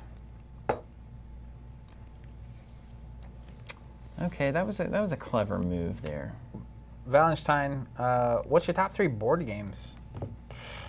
Like, do you mean tabletop, or do you mean specifically board games? Because that's going to be a very different answer. Okay, let's go with a cootie. Mm-hmm. Declare a move. Looks familiar. Declare a worship action, so I get to place my illusion. Uh-oh. I got you. Place an illusion, and so every faction has a worship action that represents them. The green faction drops pillars when they worship. The red faction marks enemies, like lava stuff. The blue faction shapeshifts into animals, creatures, if you will. That's not the right one. That's pretty And good. then the yellow faction, the Nupton, they have illusions, and they can wander around the board and do stuff. So I'm going to worship, and then I can move my illusion 3. 1, 2, 3. What's your illusion do? Whenever I declare an attack against a minion, I can also attack with my illusion. An adjacent minion. So basically you get the 2 for deal. When you resolve an attack, I can deal 1+ to an enemy minion next to the illusion.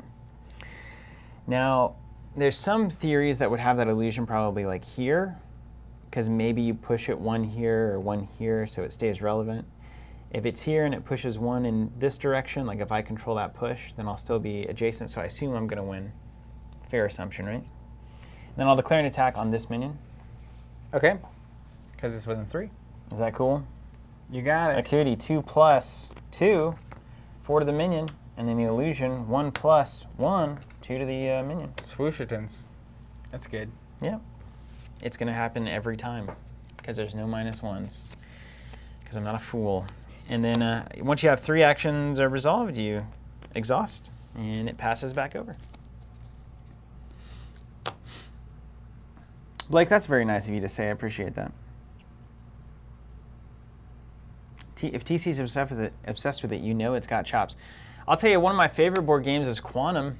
That's a standby at my house. I think what they were able to do with so few components with a game like Quantum is awesome.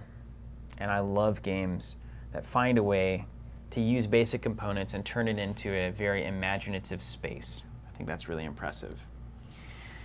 Blake asking, are there ways to remove your own pillars other than worshipping? There was that new card last week that couldn't be played because there were too many pillars out. So Kotlik's a great example of this. He's a hero that has an ability that removes pillars. He has an ultimate, I believe, that removes pillars. There's currently no framework action in the game that nets you a -1 pillar. But I imagine if I'm putting money on the line by the end of this year, after a couple expansions, I bet we see some green cards that play into the remove a pillar from the board to do an effect mechanic, if I'm guessing. Let's go with Hokusai. He's going to move. Move on. Oh, really? He's going to skirmish. Okay. Well, look at this. This list is so scary and terrifying with all of these. And then he's going to lead. So when you lead, you can put a card from your hand under the character or the top of your deck. And if you look at a card like Dodge, which is in my discard pile, it's got 2 runes in the top left. That's the resource cost. That's also the amount it contributes to your control of that side of the board. So I'm going to go 1 from hand. From hand? So much for card advantage, right? Who needs it? Card advantage, who needs it? Okay. Okay. I got you.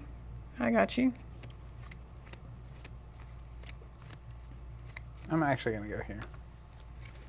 Are you going to do that weird defeat enemy minion play thing? No. Okay, good. You mean quick shot? That would be worrisome. Because then I would be scared. All right, well then let's do the dang thing. 1, 2, 3, 4, 5. This is one of the best plays in the game. Do you have that move an underground tunneler? It would be good, wouldn't it? Man, that'd be so good. Okay, so I'm gonna declare Shalabi activation. I'm gonna play Time Glitch. Apply fast.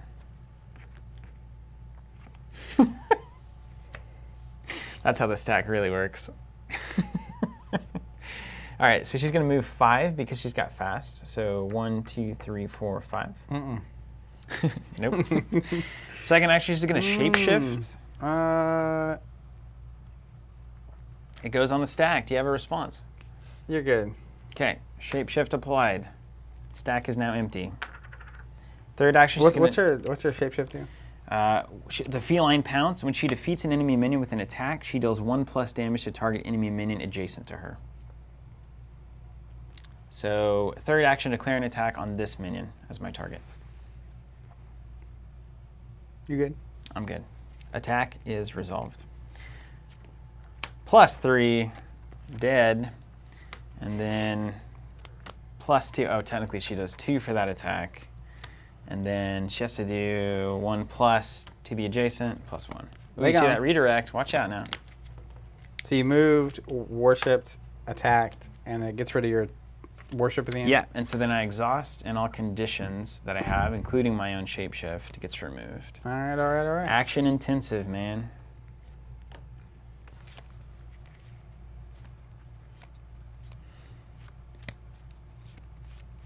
Yeah, whereas I probably a good trample play, but I just don't like the whole do randomly good combo-y stuff every now and again. I play to those fundamentals, you know? The fundies. That's why Zach has no minions. None minions. Can't win without minions, right? Jordan Hightower asking, are there cards you can flip that have different abilities but negatively affect your attack value? You're right on, Jordan. So a lot of the better like movement and positioning and tricky cards in the game have a -1 in the top right.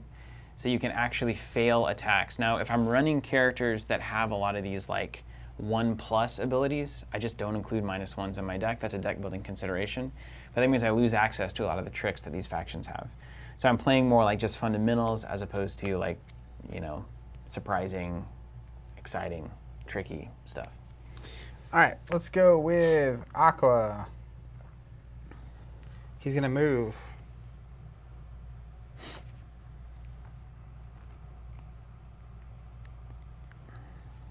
Wow, bold move there, Zach. Thanks. It's like chess. Don't move it. Ah! Just like chess. Just like chess. Flip the table. He'll go there. No, 1, 2, 3. Yeah. Then he's going to shoot this minion. That one? Yeah. Yeah, you're good. Got him. +3? Yep. Dead. And minions are meant to just die. Like that's their why purpose. they're dying. And then we'll commit from top of deck. Oh, the old game, huh? The old game. Okay. What's up on cover, man? Hanging out. Does my friendly illusion spot for cover? No. Come on. Come on, man. Come on. That can't be possible. Zach says the preview of the new Dexterity game expansion. That's hilarious. Okay.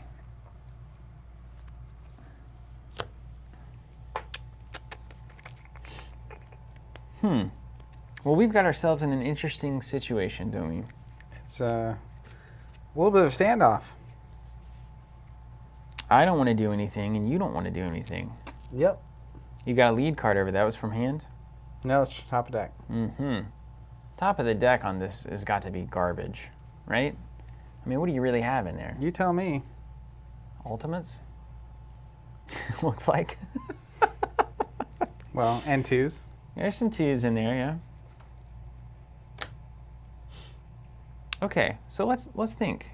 Let's think about this. How do I win? Ain't no party like a Scranton party. That's a pertinent question to ask at all points. Do I just go for the Ancestor Man? The Ancestor Man. Because, like, I'm looking at, so we're tied over here, and then you've got a card from hand, so I'm going to assume that you're going to push that 3, and then just basically fail. Or I could reinforce that. Yeah, because basically your decisions are, if you don't put someone in the dome, I can obviously put a chemo in the dome. I got the last activation. Yeah. I'm winning the dome. You might not win it. If you don't put someone, the only way to guarantee you win is to put someone in the dome right now. Because if you don't, it's 1v1 plus a commit card. Right. Unless you have presence, and then you can't play presence. Can't play presence. But you also are basically deciding, like, are you really going to go for each? Are you Yes. going to prevent me from getting the right breach, et cetera, et cetera, et cetera? I have a greater chance of winning the right breach than I do of, I mean, like, I think I can win that faster than you can win this. Okay. Just given the heroes. But I also don't want to push it too far because I really want that illusion to just move 1. So I'm looking at like 2 to 1. I'm currently 1 up. If it is a 1 or a 2 that you've flipped, that's okay. If I put Korjoff over there, we got a good shot. But I also have to think about what do I really want to, what's my win conditions? What am I playing towards here? Do I go all in on the dome there? I could do the old 1, 2, 3 skirmish worship. That's an interesting move. Look at your cover, man. How annoying is that? It's there for a reason. It's so annoying. But I really need to accelerate on this right breach because I feel like this is not a game that I'm going to win in the long term because you're going to kill 3 heroes. But then again, you're like running sponges. Like,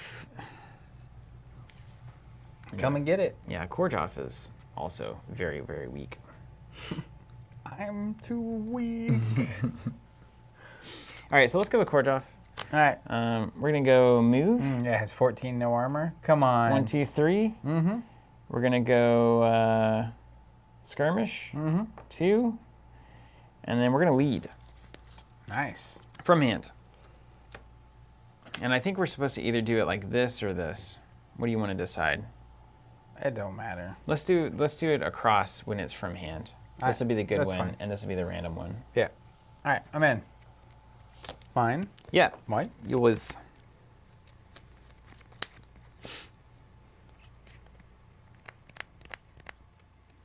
No party like a Scranton party. Because the Scranton party don't stop. What's up, Parker? Fredrickson, good to see you. The game's going great. We're having a great time. All right, Akimo? Yep. He's going to move. He's going to skirmish. Come on in. Akuti. Yep. -1. He's going to attack. The old heel. Attack on. It's I don't think I have anything. 4 plus 2 cards. We'll make it a 6. Oh, right. 6. -1 for the armor, so 5. Move, skirmish, attack. Move, skirmish, attack. You're up. Akimo's hungry. So I get to just take the old dome if I want it. What's this? What are the ancestors into? He's the minion guy. Spawn a minion. Move a control token 1 hex. Choose a friendly minion on the battlefield and place it adjacent to another friendly minion on the battlefield. Wow. I think I'm going to do that. It's good. I think I'm definitely going to do that. It's hard to get much more value. Yeah. But I also can't just send Akimo in the middle to hang out. To then just tie. Yeah. I like this a lot. So can I do anything before I get there? 1, 2, 3, 1, 2. I can at least take a shot at Akimo. Akimo. Which is worth something. It is worth something. Okay, so let's declare a move here. 1, 2, 3. Then I'm going to declare a skirmish. You got it. Let's do 1. Okay. 0 plus 0. Whoosh. And 2. And then let's do a worship action. She's the one I can't target when she's next to her illusion. Cannot target with attack actions when she's next to her illusion. And we're going to put it right here. Keep things fresh. All right. Dunskies? Done. Skaroonies. Okay. So let's go to number 1 here. So you have 1 minion, 1 hero for me, 2 heroes for you. So it's currently 2 to 2, and you have a lead card. It's a 3. So you're going to move that thing 3 times. Kill 3 minions. There's only 1. And then we spawn 2. Does she have ranged? Nope. Great. Yeah. Yeah. Then we go to number 2. Numero des. We've got 3 heroes for me, 2 heroes for you, and we've got a lead card. It's a 3. It's 2 heroes, right? You said 3 heroes? Oh yeah, 2 and 2. I have, So 3 1. to 2. So 3 total? All right, so I got 3 plus 3 is 6. Minus what? 3. 1, 2, 3. Spawn the minions. Spawn them up. Looks very familiar. Net 1 minion for Steven. Okay. And then we go to the dome. I win it. Let's go to the ancestor. Not my ancestors. So you still got the flex, so you could technically Dragon Punch, which is relevant. Adjacent to a friendly minion. Okay, we can do that. Spawn a friendly minion. Move a control hook token 1 hex. That's interesting. And then choose a friendly minion and place it adjacent to another friendly minion on the battlefield. So he could clean things up, or he could push the advantage. Yeah, it's like spawn a minion, attack a minion. and then move a minion, basically, is what he could do. Yeah. That's awesome. Okay. Or, you know, I could put him on attack duty. Yep. And do some things there. Let's think about our win kit. So can I kill 3 here? I think I just got to take Right Breach and try to take it home. That seems like the right move for me. All right, so let's do, I've just got to do 5 over there. Let's do spawn here. I think that's right, yeah. Then we're going to do attack this minion. You got it. Dead. Then we're going to do spawn a friendly minion. And I will do that now. Spawning. And then I don't remember the AoE templates too well. That's a good spot. That's not as good. And then lastly, we'll do Overwhelm. Choose a friendly minion, place it adjacent to another friendly minion on the battlefield. We'll go here. I think that's right. That Wind Blast, you don't have Wind Blast because you're not yellow, right? So it'll have to be a Dragon Punch. Okay. We'll see what you can do with that. And that's it. Then we go to the top of the round. Everything's going to ready. Any spells that were cast are going to go away. And then we're going to draw 2 cards. Interesting. I get to see these cards really for the first time. I've not seen these before. And then you got the first action. It's party time. Round number 2. Here we go.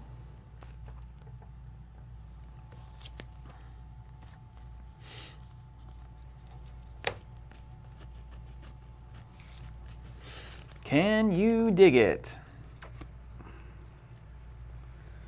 Portrait for lead from hand and landscape for lead from deck. Okay, that makes sense. That's what we're doing, I think, right? No, portrait at lead from hand. So straight up is hand, sideways is deck. All right, let's go with a chemo. Go on. After I choose to activate, I'll react before I get to the first action. Right on. I'm gonna play Doom. Doom! On who, me? Yeah. Akuti? Akuti. It's gonna result. I don't have a All right, response. attach the top card of your deck to Akuti. Ah! A Nightmares Incarnate. First action, he's going to attack Akuti. You did it. It's a 4 plus 2 cards. Make it 6. Taking 5. 1, 2, 3, 4, 5.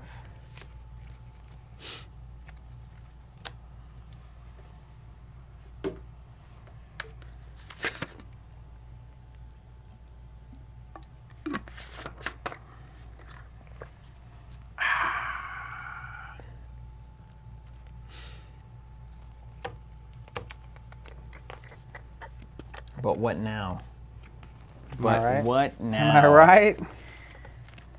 These assassins, can they do anything? I don't know. I'm gonna skirmish for the chemo. No response. All right, he's gonna go 1, Korjov, Okay. 3, Ooh, there you go. 2, and then action 3, he's gonna move. Yep. 1, 2, 3. Okay. Go get a little control point, huh? Mm-hmm. Okay.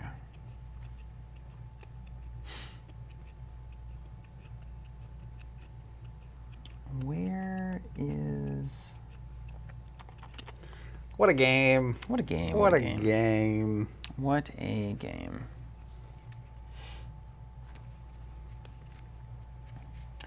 Okay, let's think about this.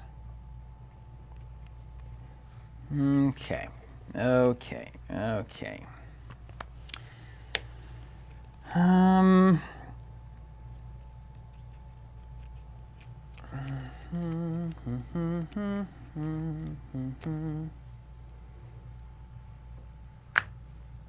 Is that going to matter? I gotta right breach this thing. That is your choice. Mm-hmm. Just got to do it. Bobby Hillo's got the Dillo. He's got it. He's got that Dillo. All right, so what do? You move, you drop the thing. Really, yeah, because it's got to be within 3 still. So Aqua's not too confusing.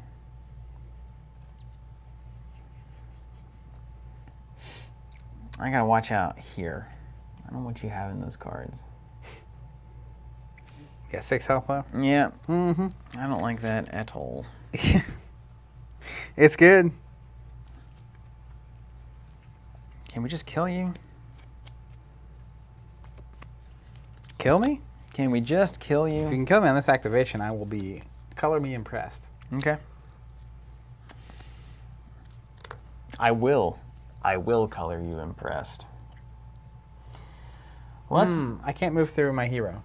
Oh, right on. We do that every time. Ugh. Yeah. Literally every time. You started here? Mm-hmm. I'll go 1, 2, 3. Right on. Less good, but fine.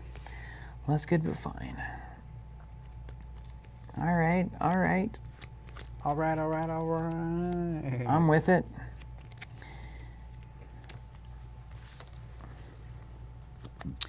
All right, I'm going to start here with Kinui. Mm-hmm. And I'm going to cast Presence. Oof. She's gots to go. So I'll predict 2. Where's my doom? But where?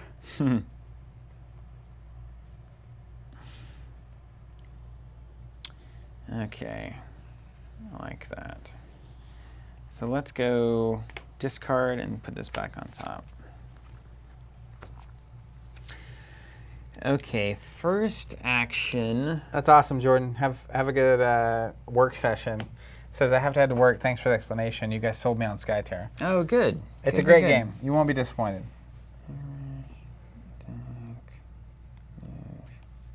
Okay. So you worshipped. I know, I'm done. You presenced. I just played a card, yeah. So let's do, let's skirmish. And we're gonna do 1, 2.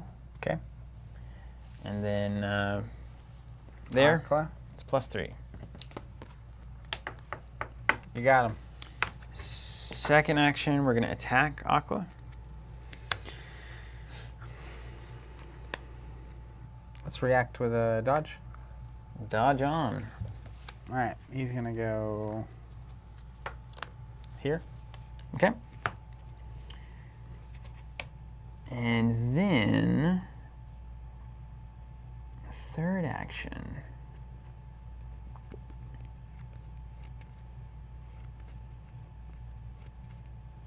I think I'll probably just lead here. Third action, I think I will lead from top of deck. Let's see, you go like 2, 2, 3. So you can try to take a couple of shots here. You know what? Let's do something weird. 1, 2, 1. You can still get there, so that's fine. So third action, I'm gonna lead with Kinui.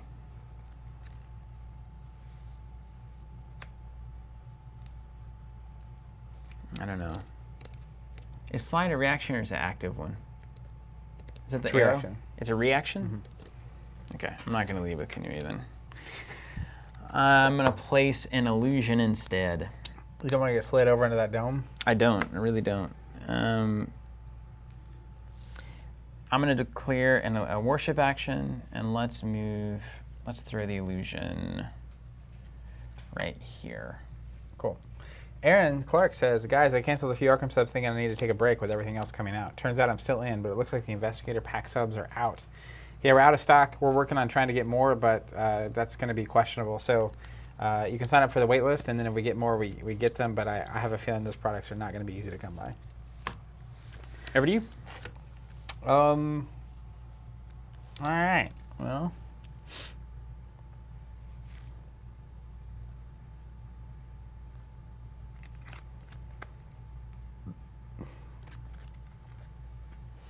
Aqua.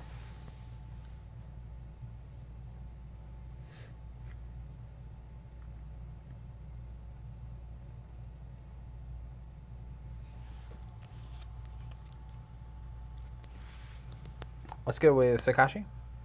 Okay. He's going to skirmish. Done. Targeting there. Yep. 2. Take 2. Then he's going to go boop, boop. Then he's going to shoot this minion. Okay. Am I good? You're good. 5. Did it. And then I will lead from the top of deck. Okay. Okay. Tee it up. Right on a platter. Let's go. Sakashi's ready. 1, 2, 3. 1, 2, 3, 4.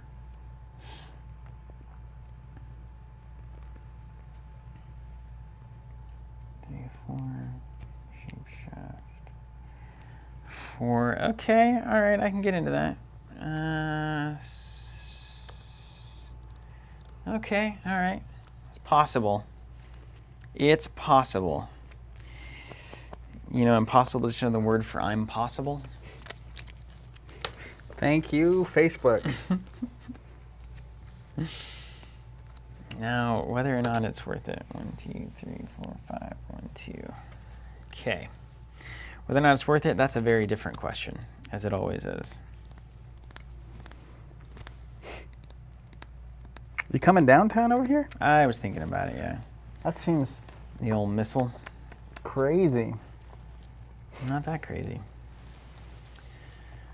1, 2, 3, 4, 5. 1, 2.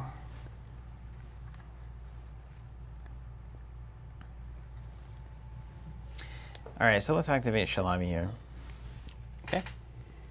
I think I'm just going to keep it boring and win where I think I can win. Isn't that really the name of this game? Let's declare a move here. You cool with that?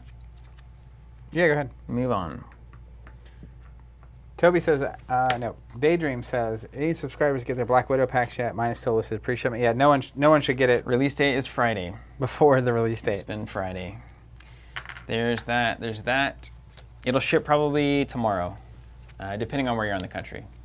So if the release date is Friday, then tracking will generally go active usually a couple of days before. We try to ship them based on where you are in the country, so they'll get there on Friday. Third action, attack this minion. Hip to that? Mm-hmm. All right. So take 1, and then take 1. Squash them. Exhaust and remove. Over to you.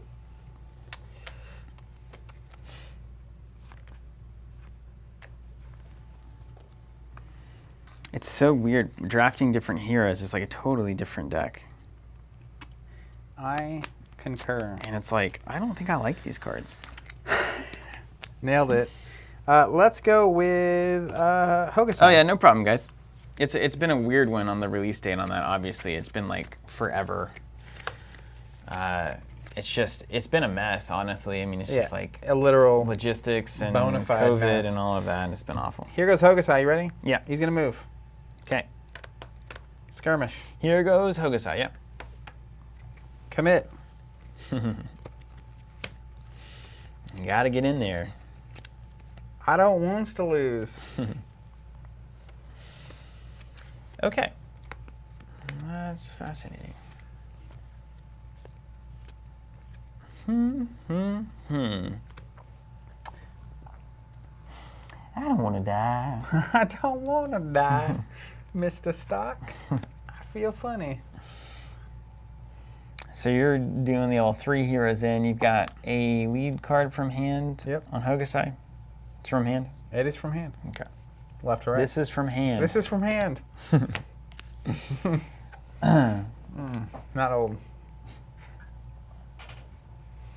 I see your strategy. You said, hey, we're going to take a break and grab some beers, and then I get a beer and you don't. There you go. And then all of a sudden, I can't feel my knees. It's the entire strategy. You figured it out. The beauty of the plan is its simplicity. In its simplicity, my friend. All right, so let's start with Korjov. Core Draft is going to play Unfamiliar Terrain to get fast. Okay. Okay.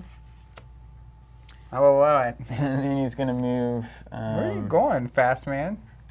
Let's see. 1, 2, 3, 4. Here.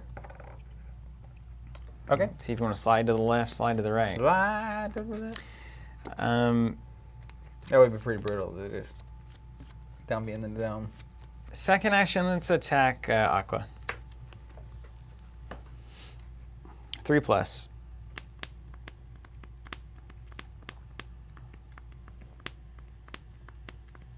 You good? 6.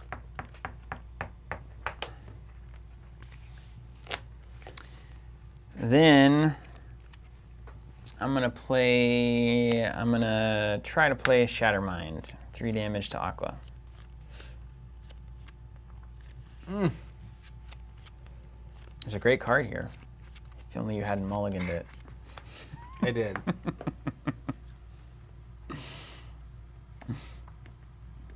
Yeah, Bubba, 100%. The name sounds super weird up front, and now it's just like, yeah, there's your normal. Skytear Flex. You're good. It resolves. What's it gonna be? Quick shot. Quick shot. Defeat target adjacent enemy minion. Okay. Dead. All right, go ahead.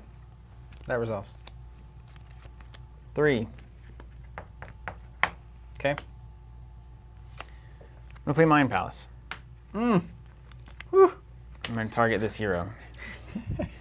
All right, go ahead. Play the slide already, dude.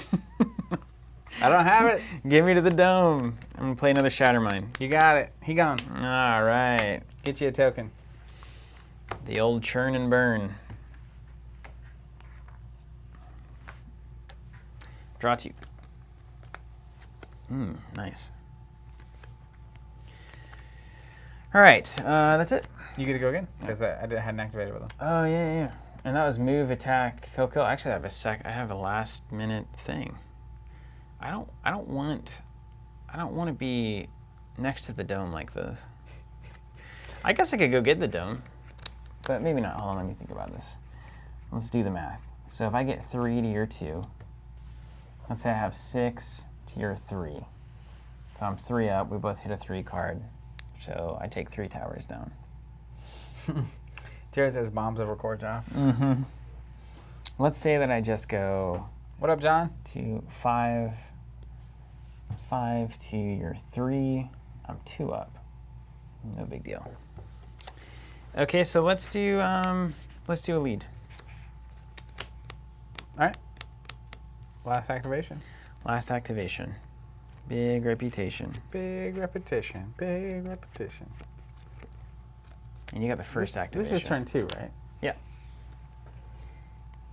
Okay. So I'll go, there's nowhere safe. Nowhere safe. It's all done. I'll go move. 1, 2, 3. I'm gonna worship. Give myself some armor. And then I think that's it. I'm not gonna do anything. I found myself in that position. Yeah. Now I wonder. Hold on. Let me see. Could I do? I could get a pot shot on a chemo. I think before I move. Yeah, you skirmish 2 up. 2 up and then 1, 2, 3. Yeah. Yeah, So feel let's free. pot shot a chemo here. 0 + 0. All right, then after your last action, I'm gonna quick shot with the chemo here. Okay. Money, money, money. All right. End of the round. End of the round. All right, numero uno. I've got 2 to your 1. 2 to 2. Nothing. Wanted that to be at least a 2. At least a 2. I've got 3 to your 4. We each have a face down. So I've got presence as well. So 5, 6, 7, 8. So you're ahead by 2. I'm 8, whatever you are. What are you?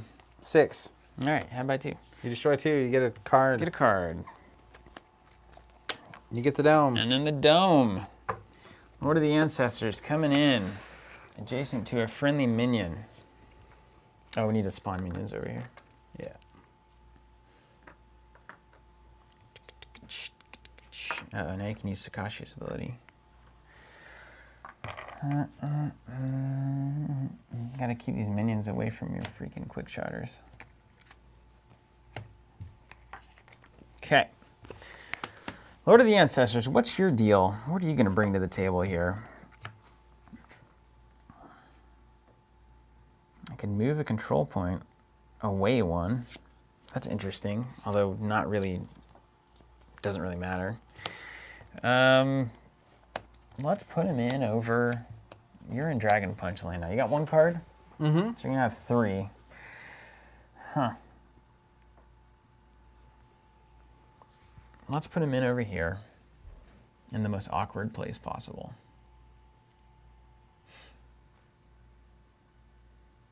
It's pretty awkward. Then let's do the move a minion to a thing. Let's do that. Then we'll Wouldn't it have to be next to the... Oh, move it next to a move minion. it is fine, yeah. Spawn. This would actually have to go next to it, though. There's the spawn. That was from last turn. I did the same got thing it, last got it. turn. Yeah. But don't they have to snap? Not if it doesn't move. Nice. I don't think so. Is that true? You're the Well, dude. actually, that's worth noting. So, like the minions. Actually, does anybody know that? Do you have to? So, if the control point doesn't move, do you snap any minions that that were not adjacent to the control point? It's like if I move this guy last turn, does he stay there? Or because the control point didn't move, do you still do the minion phase, like realign, etc.?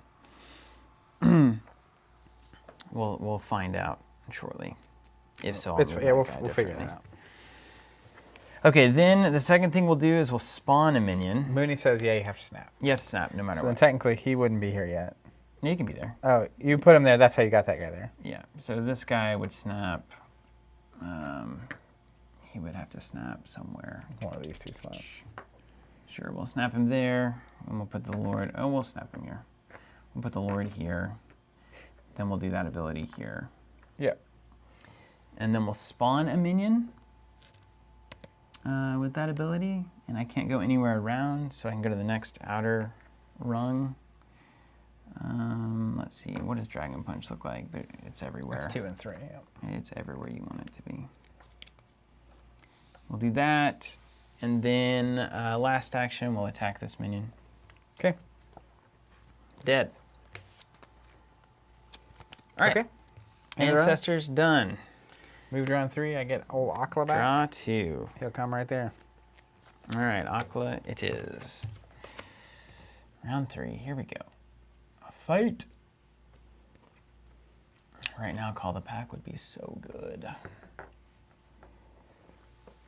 Aqua's here ready for the party.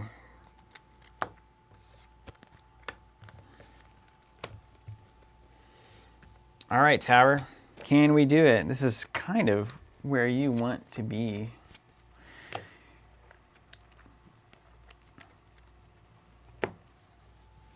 Okay.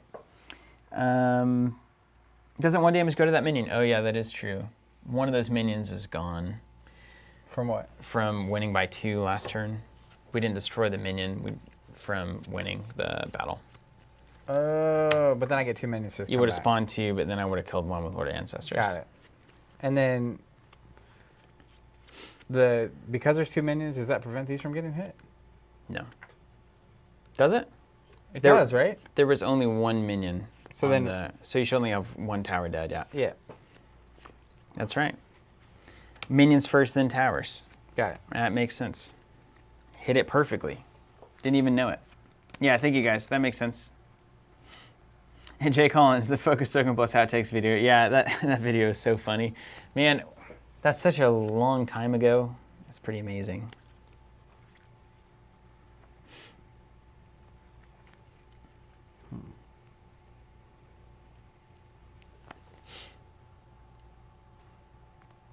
Now what?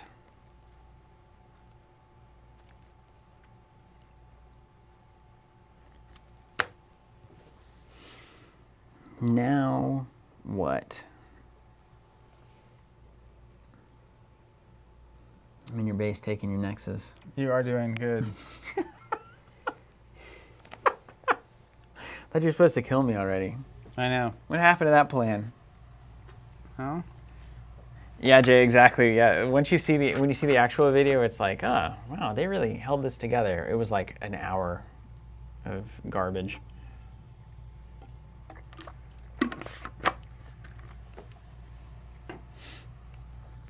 You get 1 armor if you can see an illusion with her? Yeah, she's currently at 1. She's been at 1 the whole time.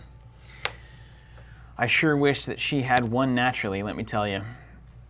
She looks like she would. She's got a big sword armor cape of lightsabers on. I think that'd count for something.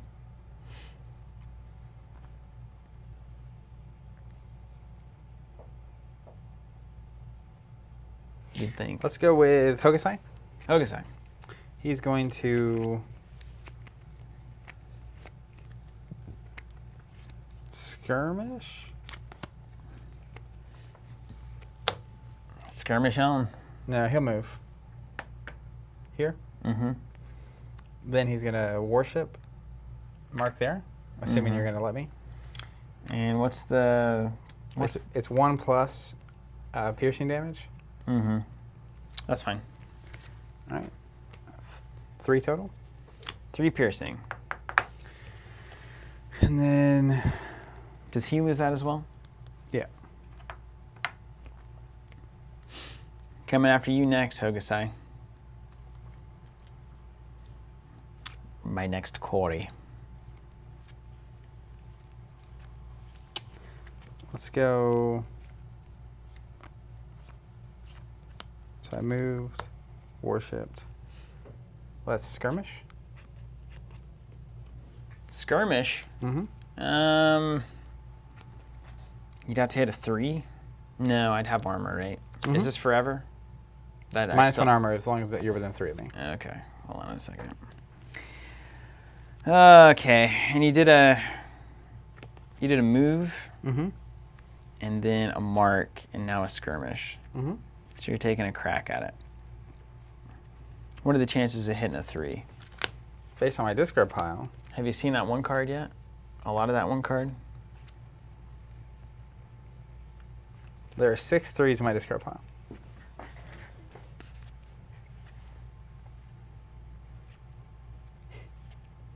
Six 3s in your discard pile. Okay, so that's 4 ultimates, have a 3, and then 5 6.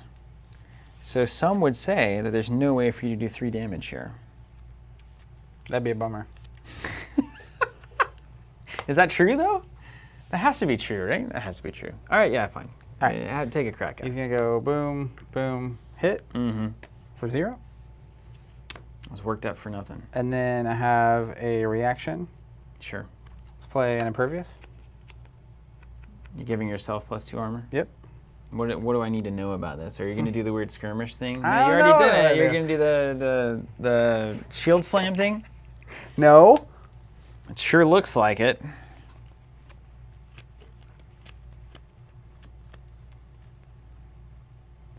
Okay. Yep.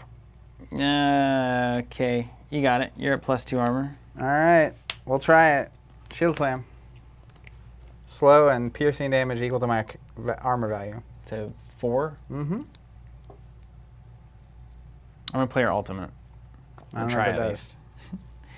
You could have a doom though. Heal each friendly hero in my line of sight 3 hit points, which is only me. Which is a complete bummer. You got it. And then apply disarm to you, but it'll go away in a second. 2, 3. Okay. And then shield slam resolves for 4. Yep. And you get slow. Done. Oh, attaches. Okay. Snail on. You're up. Mm-hmm.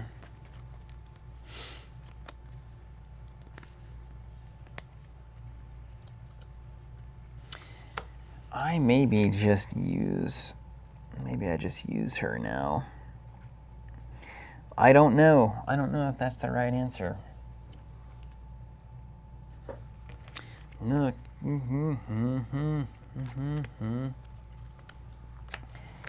All right, Korjoff. I think you're just gonna do the hard work here.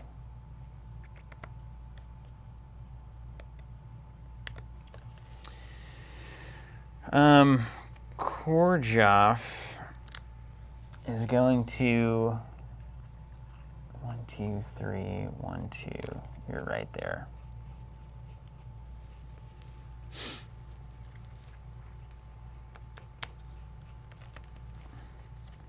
Yeah. Korjoff is going to attack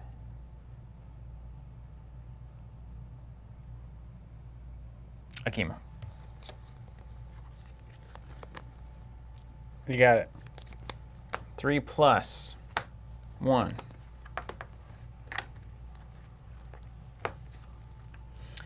And then we'll do a skirmish. I really don't want to go anywhere. We'll resolve the damage first. 1. And then I think we'll stay there. And we'll go here. And then last action, I'll lead from top of deck. I should know what that card is too. Is that Portrait? Mm-hmm. 1, 2, 3, 4. I'll never tell you. 5, 6, 7, 8. You'll never know how many are in here. I'm gonna guess it's 8 to 10. But I'm not a gambler. I think I can figure it out. Oh my gosh. Okay. I know exactly what that card is. Yeah.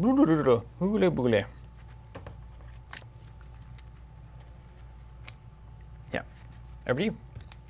All right. Let's go with Aqua. All right. He's gonna move. Move on. Shoot.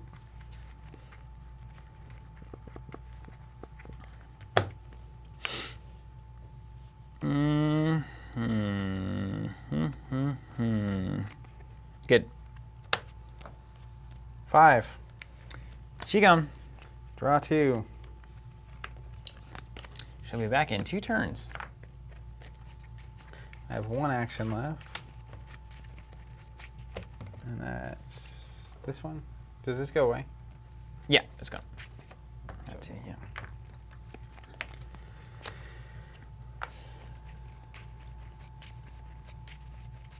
And then Aqua's gonna skirmish. We're gonna go. Am I good? Mm-hmm. Yeah. Here, Korja. You got it. 0. Okay. Swoosh. Swoosh. Mm-hmm. Okay. You've got 2 activations left. Aqua's done. Mm-hmm. You got Akimo and Sakashi, so Akimo can try to put the hurt down.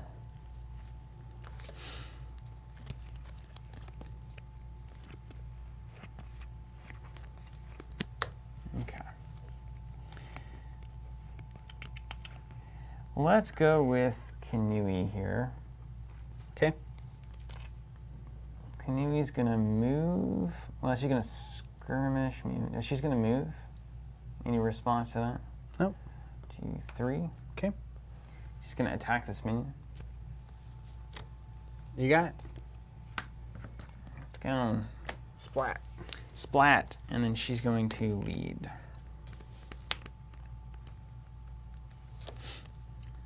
Over to you.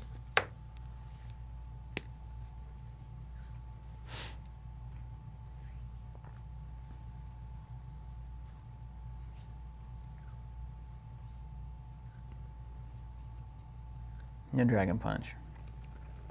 It would be good. No Dragon Punch. Yeah, Dev Time, the Akuyal is not great, but hey, you know, It can be. It could be. In fact, on the one laner, it's probably going to be incredible.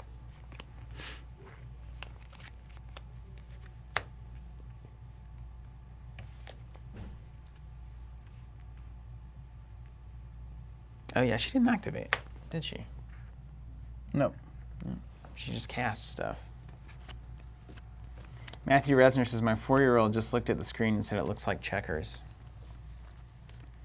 Well, it's the most incredible game of checkers you've ever played. A hush comes over the crowd. It's the best checkers ever.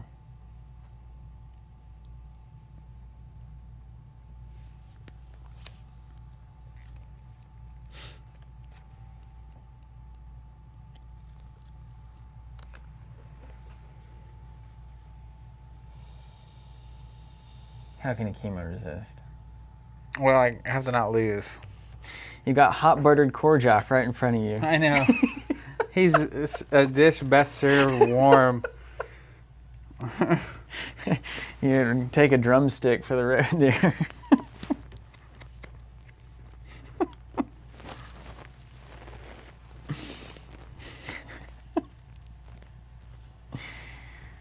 Oh, goodness. How good. I'm glad you like that catchphrase, Harry. Snail on. All right, I'm going to go with Sakashi. He's going to move. Move on. We're going to, unfortunately, play a dodge. Ooh, there it is. Yeah, get in there. Then he's going to skirmish. Yeah, Korjoff got it. for 2. And then he's going to attack. 1, 2, 3. This many. Okay. For 5. It's gone.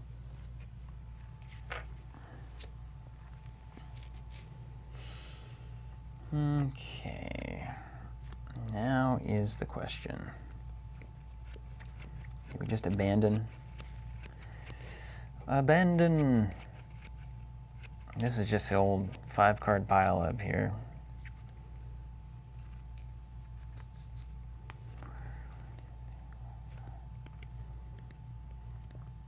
Okay, we're gonna go with Shalavi. She's gonna play a time glitch to apply fast. 5-card pile up on the north side. Pile in. 1, 2, 3, 4, 5. And she's gonna declare a skirmish. Mm-hmm. We'll go 1, 2 on Aqua for 1.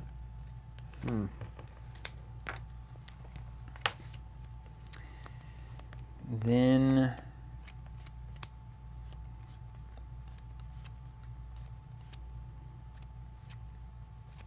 that's a good question. We're gonna attack Aqua. Okay. Good? Mm-hmm. It's a +1. Either way. What's your so base? 5 total. Okay. Mine? Move, skirmish, attack, right? Yeah, I'm got spell stuff. Yeah, it's yours.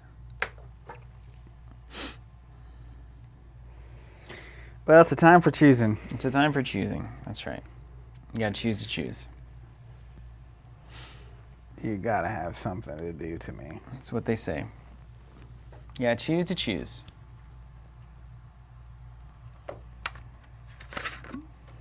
Yes. So we have been lane hopping like crazy on this one because the right breach became the win condition.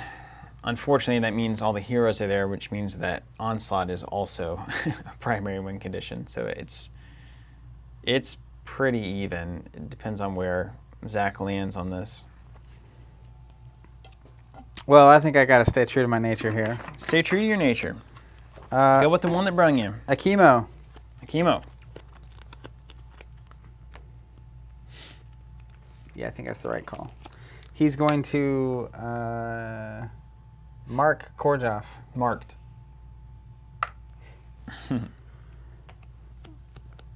And then I'm going to attack Korjov.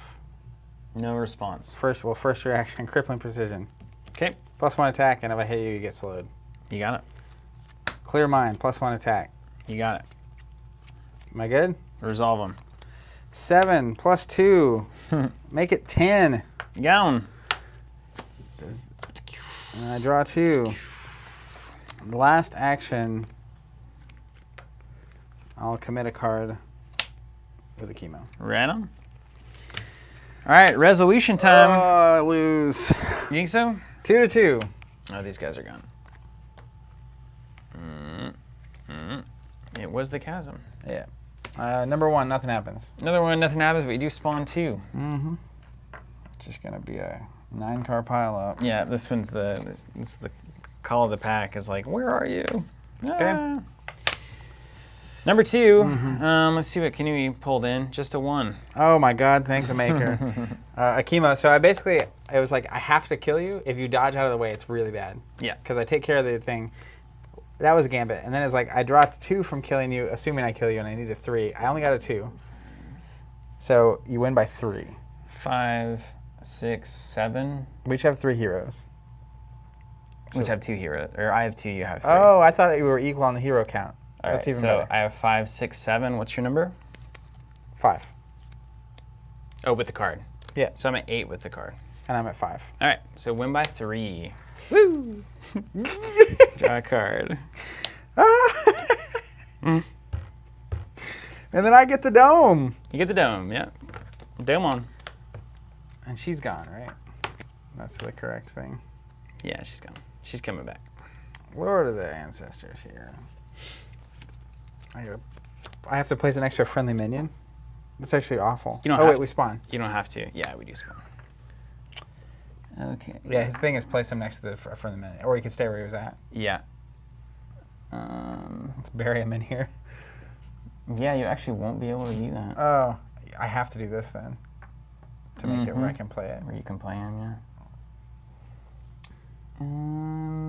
Adjacent friendly minion.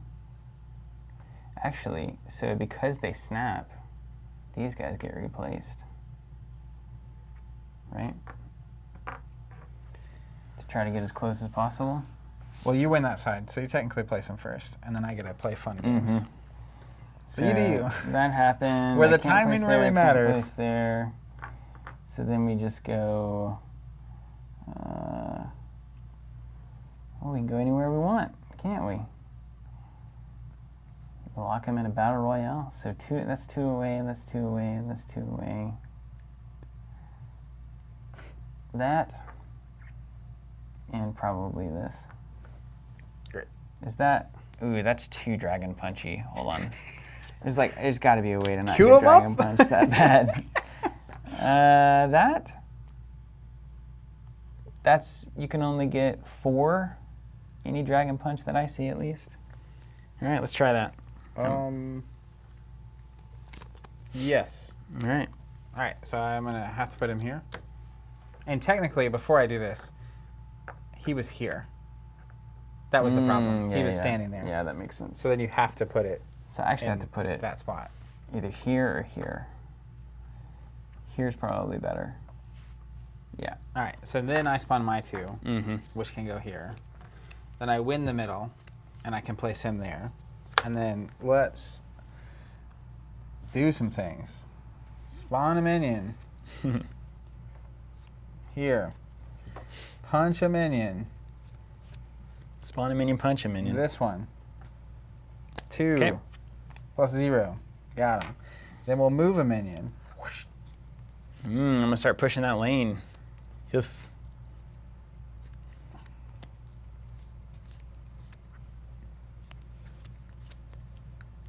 There. It's getting crowded over here. What, you want him white? Yeah, I don't want to give you a nice. You have to spawn within 1 if you can, though. Yeah. What, it says adjacent to a friendly minion on this Oh, ability? that's the mover. Yeah. Yeah. You're good. So we'll just go there. Call it a day. All right. Clear these out. Cleared. Draw cards. I will respawn Give me Dragon Punch or give me Death. Kuti. I need better cards. Maybe I just try to push over into your Nexus over here on the left side. You ever think about that? That'd be interesting. Just like. Well, I basically figure at this point I'm going to win by assassination of anything. Yeah. And so it's going to take you. Take me at maybe 2 turns. If you want to send a character over there, it's going to take you at least 2 turns to get here. And even if you get rid of this, you don't win. I can get there in 1 turn, but it would take 2 turns to destroy the towers. Yeah, and even if you destroy that, you don't win. So I have literally to the end of the game before you could win the game over here. Yeah. So it doesn't. Too much time. Too much time. All right, and I'm first. You're first. Picture this. Oh, draw.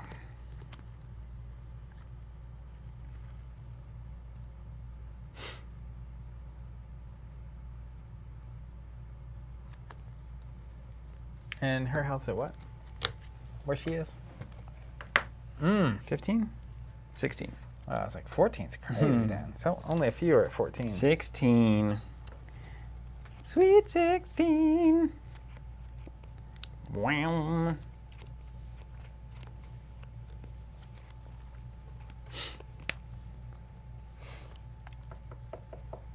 I like these cards.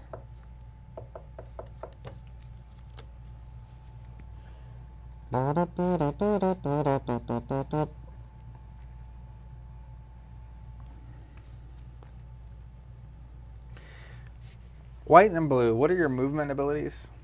Shove? 1 is shift, 1 any direction, and then 1 is shove. Push an adjacent enemy 1 hex. And then chasm. There's the 3 mana spot a hex and push everything away from it.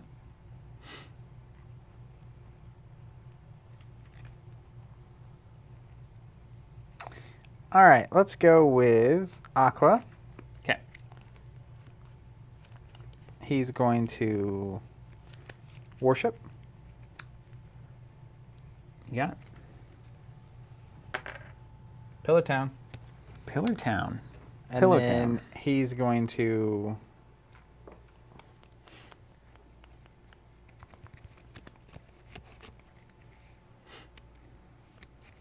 attack.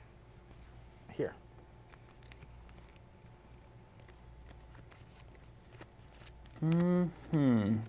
It's 3 and 2 cards. Mm-hmm. So 6 is the max. Let me think about this for a second.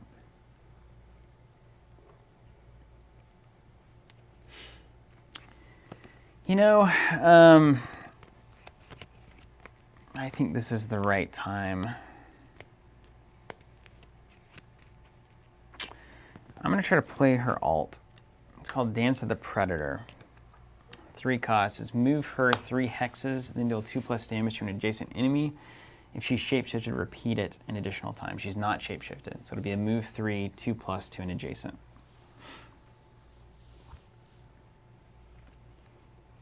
You got it. Okay. So I might just have to move her because I can't let you still see her where the attack is fine. That is a problem.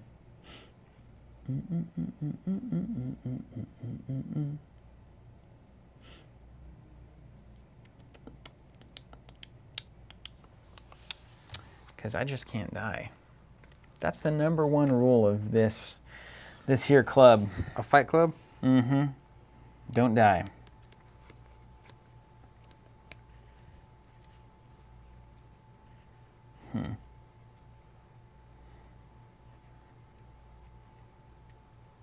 Okay, all right. I'm into that. I can see it happening. I can see it happening. All right, we're going to go... let's see, let me make sure it has to be in that order. Move 3 hexes, then deal 2+ to an adjacent enemy. What's Hokusai at? Health-wise? 14? Yeah. With 1 armor? 2 armor. Ugh. He's Get that beefy. tank boy out of here. To an adjacent enemy, that means not target. Oh my gosh. Seriously? That means I don't have to see you to do 2+ to an adjacent enemy. Yeah, it's good. That's so good. Okay, then I'm going to do this. Who's laughing now, Aqua? 2+. Take 4. Got him. I think that's right. Adjacent within 1 hex, yeah? All right, let's do... That's so good. So much better than I thought it was. a skirmish. Skirmish on. Gonna go 1 here. Mm-hmm. 2. Move back in. All right. Go ahead. Okay. All right.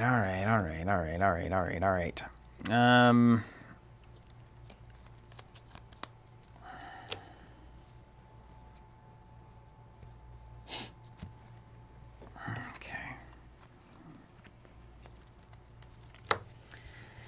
Oh man, isn't this something? How do you just get out of it? First thing you do is you try to kill Aqua.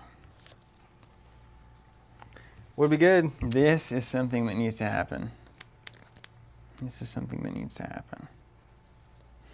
And then you're on deck, boy. Who's laughing now? You got 3 cards? Mm-hmm. Man. Ah! Why is this so good? Okay. Next up, we've got to get out of Funky Town here. Let's see. 1, 2, 3, 2. You got the attack still if you want it. Ugh. I'm all up in Hoga Size Grill too. Okay, let's go. Let's activate here. You got it. Shalavi.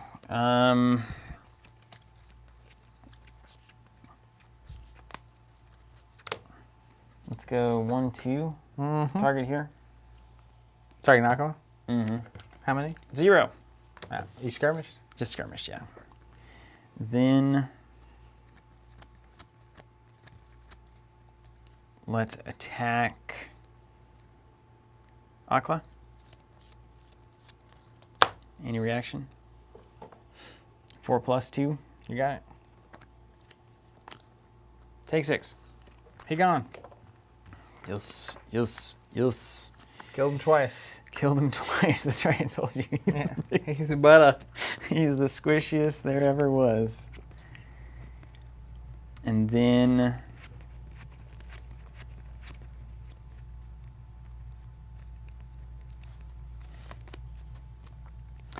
let's play. Ugh, I want to stay in the fight, man. I'm staying in the fight. I'm staying in the freaking fight. Let's go 1, 2. So you skirmished attacked. Mm-hmm. I think I'm gonna move.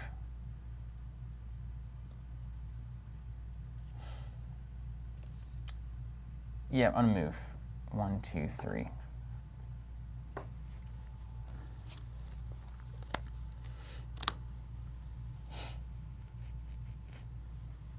And then I'm gonna end my activation, and I've got some stuff that I'm gonna do. I'm going to play. This is the 4th. I'm gonna play Shattermind on Akima. With whom? With Shalavi. You got it. All right. Take 3. Okay. Mine? Yes.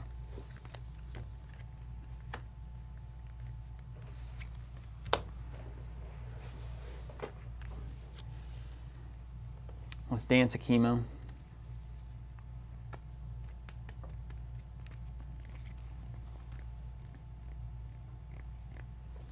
What's going on out there in Streamland? You're witnessing Zach and I playing a game like we do when we're not on camera. This is what it's like. It'd be a little faster probably. But gosh, you just sink into this thing. Oh my gosh. It's like going to a spa for your brain. That's freaking hilarious. I need a hot towel. All right, I'm going to go with Sakashi, and I'm going to react to that before anything else happens. React on. I'm going to play Doom with the chemo. Mm-hmm. On who? What's her bucket? Can you eat? This thing.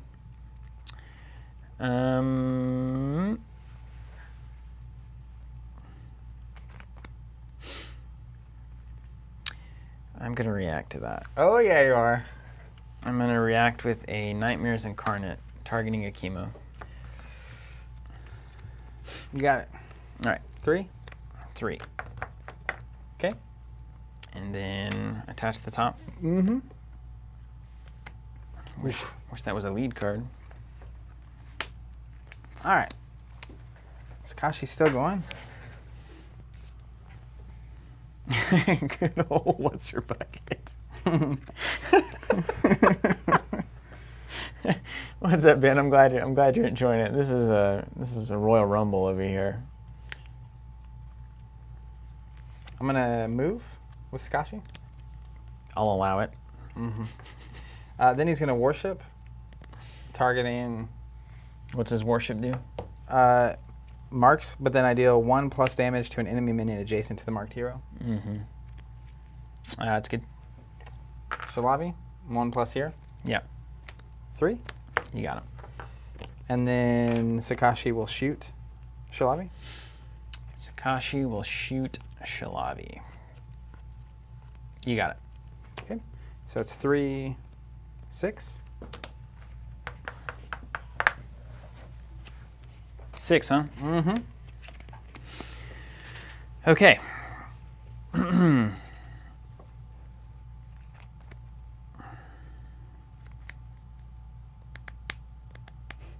My go? You go. My go, you go? You go, we go. My go, you go? I go, we go. Hugo weaving. All right. I'll activate Kanui. Which one's Kanui? This one. That one. The gray one. I'll attempt to play Mind Palace. That's no fun. My mind is a palace. I'm about to open up a can of spell.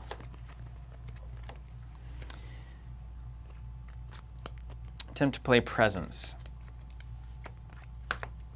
You got it. Doom would be good here. I wanted you not to mess with me. Yeah. Okay.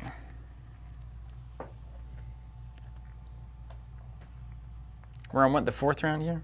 Mm-hmm.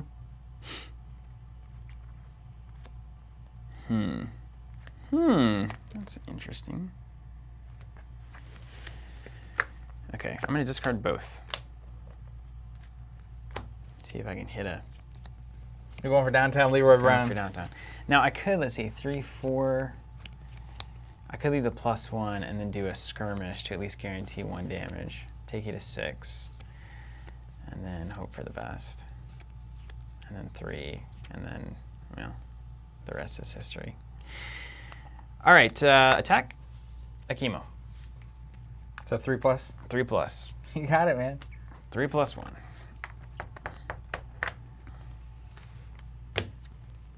Okay. My blade's hungry.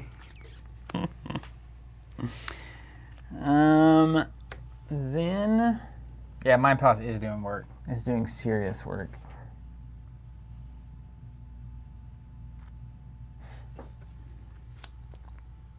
Well, let's see what happens.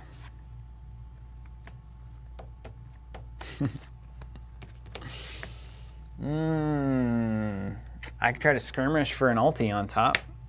Why wouldn't I, right? How many in your discard pile? None. And there's 1 here. Yeah, it costs 1 there. There are none. Oh, it's 1. So there's 2 in there.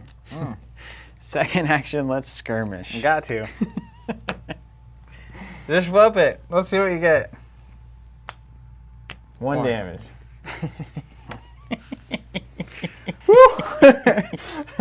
Their reaction, let's lead. Probably an ulti. All right. Well, it sort of comes down to this, my friend. It does come down to this a little bit. How many cards you got in hand? 2.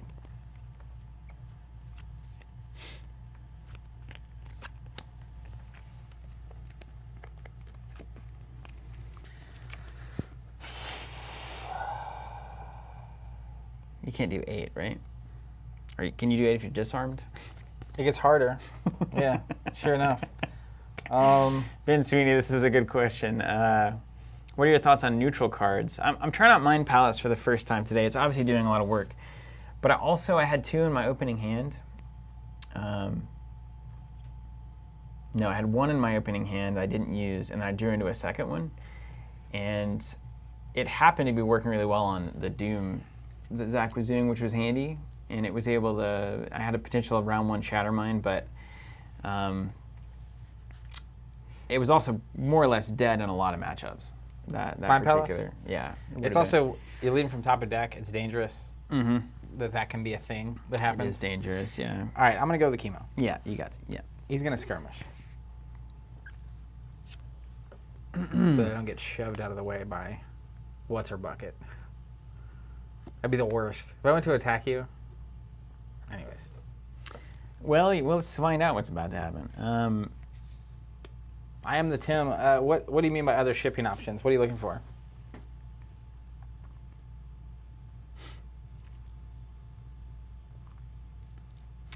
Okay, I'm going to try to cast Shelter in response. What's that do? It's a heal on Shalavi.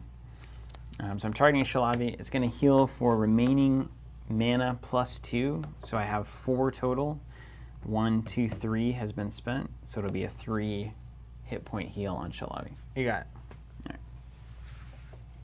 Need to 11. Am I good to resolve my skirmish? Yes. All right, he's going to go. Is there any other shipping on first subs? No, it's just first class. I handed Tim.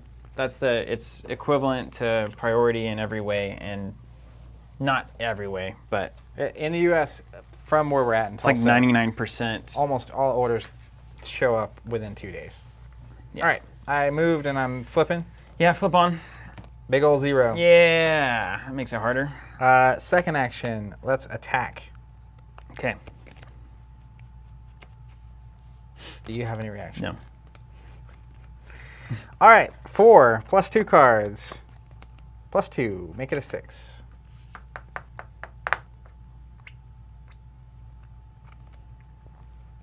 And then he will, make it 7 because he has +1 because you're marked. He will commit from the top of deck. So Hokusai thinks he's going to get his big old paw up in there. That's what I got, man. These are my outs. So you're telling me Akuti's going to have to come in here and roll up a chemo in the most beautiful downtown healer nuke of all time? All right, well, let's do it. Let's go Akuti. Downtown. 1, 2, 3. Yep. Get him. Declare a skirmish. 0+. There it is. 3. Chemo gone. Yay, I did it. You get to draw 2. That's the third onslaught, yo. Oh, I didn't realize you just won. Yeah. That's good to know. I had him. I had that Twister of Souls I was ready for. All right, man. That was good. That was really good. The win conditions essentially always make the games way different. Like this was just a total pile up on the right lane. Let's go. What'd you think? What'd you think about green, red? How did it feel? It was good. I would play. There were a handful of moments that, like, after it was over, I realized what I should be doing. You know what I mean? Classic, yeah. It's like you don't see it, and then like 30 seconds later, after it's kind of resolved, and you see what's on the table. Yeah. You're like, I get what I should have done here. There's so much nuance to the game. It's insane. Like one hex, one way or the other. Like I was looking at it one time and I was like, if I had just moved 1 hex, this entire turn would be like 17 times better. Yeah, there was one, I forget when it even happened, where if I had just positioned one hex better, it was like significantly better for me. Yeah. And then that happens. I just didn't. So that happens. But I thought it was good. It was an interesting set of win conditions. I wasn't killing you as fast as I thought I would. Mm-hmm. But I also, literally, it wasn't until this turn that I saw my first Frenzy card. Mm-hmm. Which is... this is the attack list too, right? Yeah. So there's 5 of them in there. 5 of them? Okay. Because, like, that's what I need to put on the gas with one of my range characters. Yeah. Particularly. You got a cootie off the table pretty quick. Mm-hmm. The crazy thing about this game that continues to surprise me every time I think that I'm okay is like there's literally nowhere that you can hide. You're not safe. Never. You can never hide anywhere, which is unbelievable. Yeah. But yeah, the weird thing too is that the assassins are the ones that are the easiest to kill by assassins. You know, it's like it's like a little cat fight. I mean, that's the risk of like going in and having to have a hitter is that they can get knocked off the board. Yeah. I also think the I just totally lost my train. I don't. You know, that is an interesting dynamic. I remember that in Dota it's the same way, right? It's like your stealth assassin, for instance, is like the weakest thing until the very late game, what equates to this is when you can play all of your cards and then you become a powerhouse. Yeah. Because it's kind of equating to like late game when you farmed gold and you have items, you become a wrecking ball. It's insane. Mm-hmm. This game is insane. Yeah. All right, chat, what do you think? The other thing too is that I feel like... Take care, Zach. Thanks. I feel like there were a few really critical things that happened. Like I played Doom. I shouldn't have played it when I played it that last turn. Mm-hmm. Like now, obviously in retrospect, it's painfully obvious. But like I was afraid you were going to do something to me. That would have been mind-blowing though if I hadn't had Mind Palace, because I was holding on. It could have worked both ways. I was holding on to both the heals and the 3 mana Twister of Souls to deal 3 and push in an AoE. Yeah. And I was like, if I didn't have Mind Palace at this exact moment, my entire turn, I would be totally stuck. So I wouldn't be able to heal both of those times at the end. Yeah. Which puts me 1 away. Right there, just from a chemo, which is nuts. And I had a +1 in hand, Mm-hmm. technically. I just was saving it in case I needed to come in and do it. I didn't realize you were on game point there either. Yeah. So that's a relevant factor. Yeah. You also got me down to just enough health for the chemo. I had Strength Over Pain. But it cost 2 health. Way. That is so beautiful. Yeah, so you got me down to 2 exactly. And so I obviously was setting up because Poker face was strong on that one. I basically marked you so that I have the +1 attack. And it was like, as long as I have 3 health, I'm going to probably get 2 attacks, and like I should be able to just nuke. Definitely, yeah. And that didn't happen either. In retrospect, I think the better play, like actually looking at it, and this is what I was saying, like I didn't realize it until after. I moved with Sakashi, Mm-hmm. and I worshipped to get rid of your minion, which is fine. But I feel like I should have just frenzied him, because he's in cover and you can't see him. Right. And I can get 2 attacks with him. Yes. And then instead of doing the skirmish, I just walk around and then attack you twice with a chemo. Yeah, it's 100% right. Yeah, working that frenzy on Sakashi, for sure. And then my downtown play, if you only had a couple health left, was with Hokusai. I didn't think you were, for some reason, I was like, I'm nowhere near losing. Because I thought I was trying to protect against this. I wasn't worried about that one. Was basically just come over and worship and do the 1+ piercing damage to you. Yeah. Yeah. But here we are. Yeah, Hokusai too. Just locking that dome down like a champion. Yep. Look at him there. The other thing I was going to say is two very important parts of this are, one, going first versus going second. Yeah. Which led to the second point. I feel like there were 2 or 3 cards I played that were only okay but necessary to play. Like when I had to play my dodge, it was just for movement. Yeah. And it didn't like cancel an attack. Even that wasn't last round, max like if value. you attack Akimo and I just dodge, that would be in my hand and I have the resources to play it. But I had to use it to get him over. Yeah. That was, anyways. Then You coming back to fast? I'm not playing fast cards. You don't actually have any. Yeah. And then the other thing is I played both of my quick shots. Mm-hmm. Only because you were about to kill my character, not because it was like actually relevant to change the math on something. Yep. And I didn't want to waste the resource. And then I feel like your power cards were actually big moments. Mine were just kind of so-so. Yeah, they were working nicely. I happened to see basically all the direct damage that I included because Core Drop brings in both Mind Palaces and all the Shatter Mind and Nightmares Incarnate. And I didn't see any Psychic Shields. I saw like all of that. Yeah, after the first turn.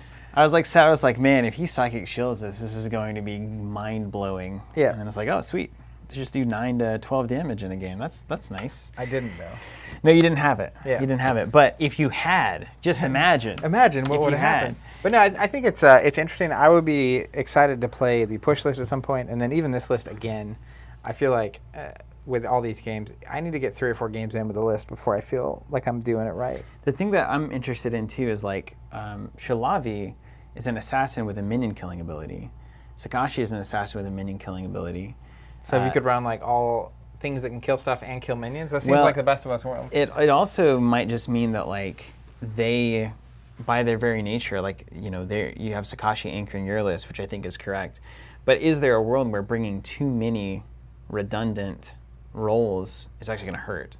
Like, are Aqua and Sakashi doing more or less the same thing, and would that rather be brought in one from the pushing list to put pressure on the right breach, so that that's I can't just divert all my attention to that side. It's just amazing. Like I love it, and the idea of the deck building. Like I was just looking at all the different cards that were working together, and it's like I haven't seen this combination of cards where I can like Presence and then Mind Palace and then do another thing. It's like okay, cool. So when Core Drop is in, that opens up. That's really fascinating. Yeah, it's really good. I like mages. Ben Sweeney asking, do you think playing a mono list or a list of 2 factions is better? Since I've seen you guys do both. Yeah, what do you think? You play a lot of red mono, right? What do you think about that? I like. I think if you're new, a single color of heroes is really, really nice for 2 reasons. Obviously, every character in your list can play that color of cards, so you don't ever have that weird situation where you have a yellow card you really want to play over here, and then you realize you can't play the yellow card. That happened to me a lot early on when we had just really crazy deck lists that we didn't know what we were doing. Yeah. I think the other thing is the synergy of the worship actions. The first 2 or 3 games I played with the mono red list, mono red characters, I found myself using that worship action way more. Yeah. And a lot of times you'll have actions where you'll do 2 really important actions. You'll have a third that's kind of just maybe repositioning or maybe doing something not so fancy. But when I found that I actually wanted the worship actions, it's like every action is critical and doing something relevant. So I think if you're just starting out, definitely what it looks like to eventually someday play in an environment. I mean, the thing about it to me, though, is like if you have the recognition that a red character that has red and green is just as green when it comes to playing cards as a green character that has green and red. Yeah. So if choosing between those 2, I think I would always choose the same color to make my worship actions more impactful. Like all red hero spread, but then you could still include the green cards. Yeah, if you wanted or to. the green and the yellow, depending on what you're doing. And I think in time, we'll see what the future of characters looks like. But like if I have 6 characters that are all green-red as an example, but they're all red characters, that's going to be the min-max version of that. And then I think the flip side of that is, this is something we were talking about, is like you could technically run a character from every color that shares the circle of colors, so that it's basically like you have a red character that's got green, a green that's got blue, a blue that's got yellow, a yellow that's got red. And what ends up happening is you always have 3 characters that can play a card. Yeah. Because this has red, this is red, and then this could technically have red. Or no, it would be 2. You have 2 characters that can play basically every card. One like kind of, and you keep them in pairs more or less. So like one side of the board can access all cards, and the other side of the board can access all cards. And then you literally can play the best cards from every color. And if you have a 2 and 2, then you can play any of those cards on either side of the board. Yeah, and it's weird. It's weird with this one particularly because if you said, okay, here's the entire card pool, choose the best cards, it's kind of like I could find equivalent cards in terms of power level across just one faction, right? It's like all of the red cards.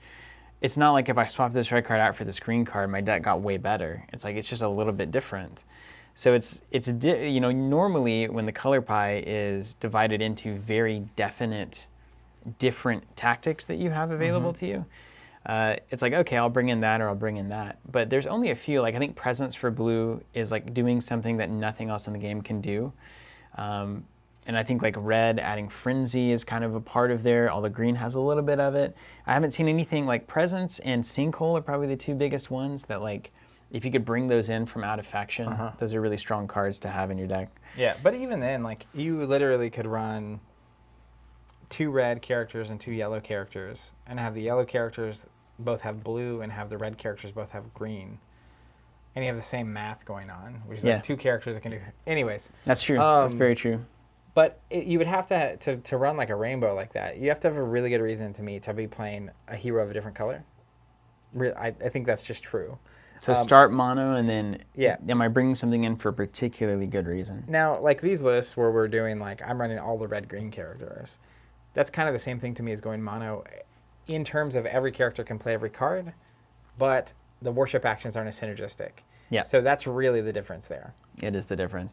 And if I'm going to choose one, like mono green seems to me philosophically to be the strongest mono color to run because the pillars are permanent, the worship actions are very relevant based on where a pillar is, and then also there's a lot of abilities we see on Cultic that target pillars, that utilize pillars that are currently on the board in exciting and interesting ways.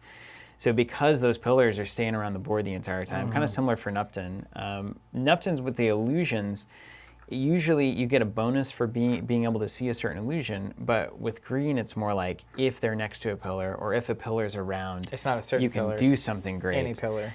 So it unlocks a lot of really good synergies in green particularly. So I would look at mono green if I was playing a green list at all. Yeah.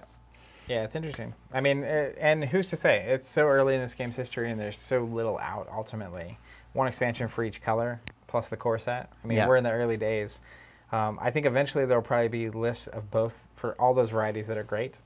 All 1-color hero, splashing both colors, splashing just one way, all characters that are of the same 2 shared colors. There'll probably be a rainbow list where it's all 4. I'm excited to see it shape up. I can't wait to get like 16 people in a room playing this and seeing what everybody comes up with. Yeah. It can be so good. All right, friends. Well, hey, we're going to get out of here. Appreciate you being here. I'm going to let Zach take us off the air. Skytear, if you haven't seen this, playskytear.com is the source, the official source for information on this one. Great little kind of independent game that got on our radar, and we just absolutely dig it. It's kind of this somehow perfect fusion of all these different genres and concepts, and it works really well. So thanks for being here. This is me signing off. Zach might have something else to say. Just sit here in silence. No words. Tomorrow, what's the rest of the schedule? Star Wars LCG tomorrow. Ooh, I can't wait. Thursday is Vampire: The Eternal Struggle. And Friday, of course, is Freaky Friday, more Arkham Horror LCG. It's been a privilege. You are the best. The interactions have been great. Stay safe out there, and we'll catch you guys tomorrow.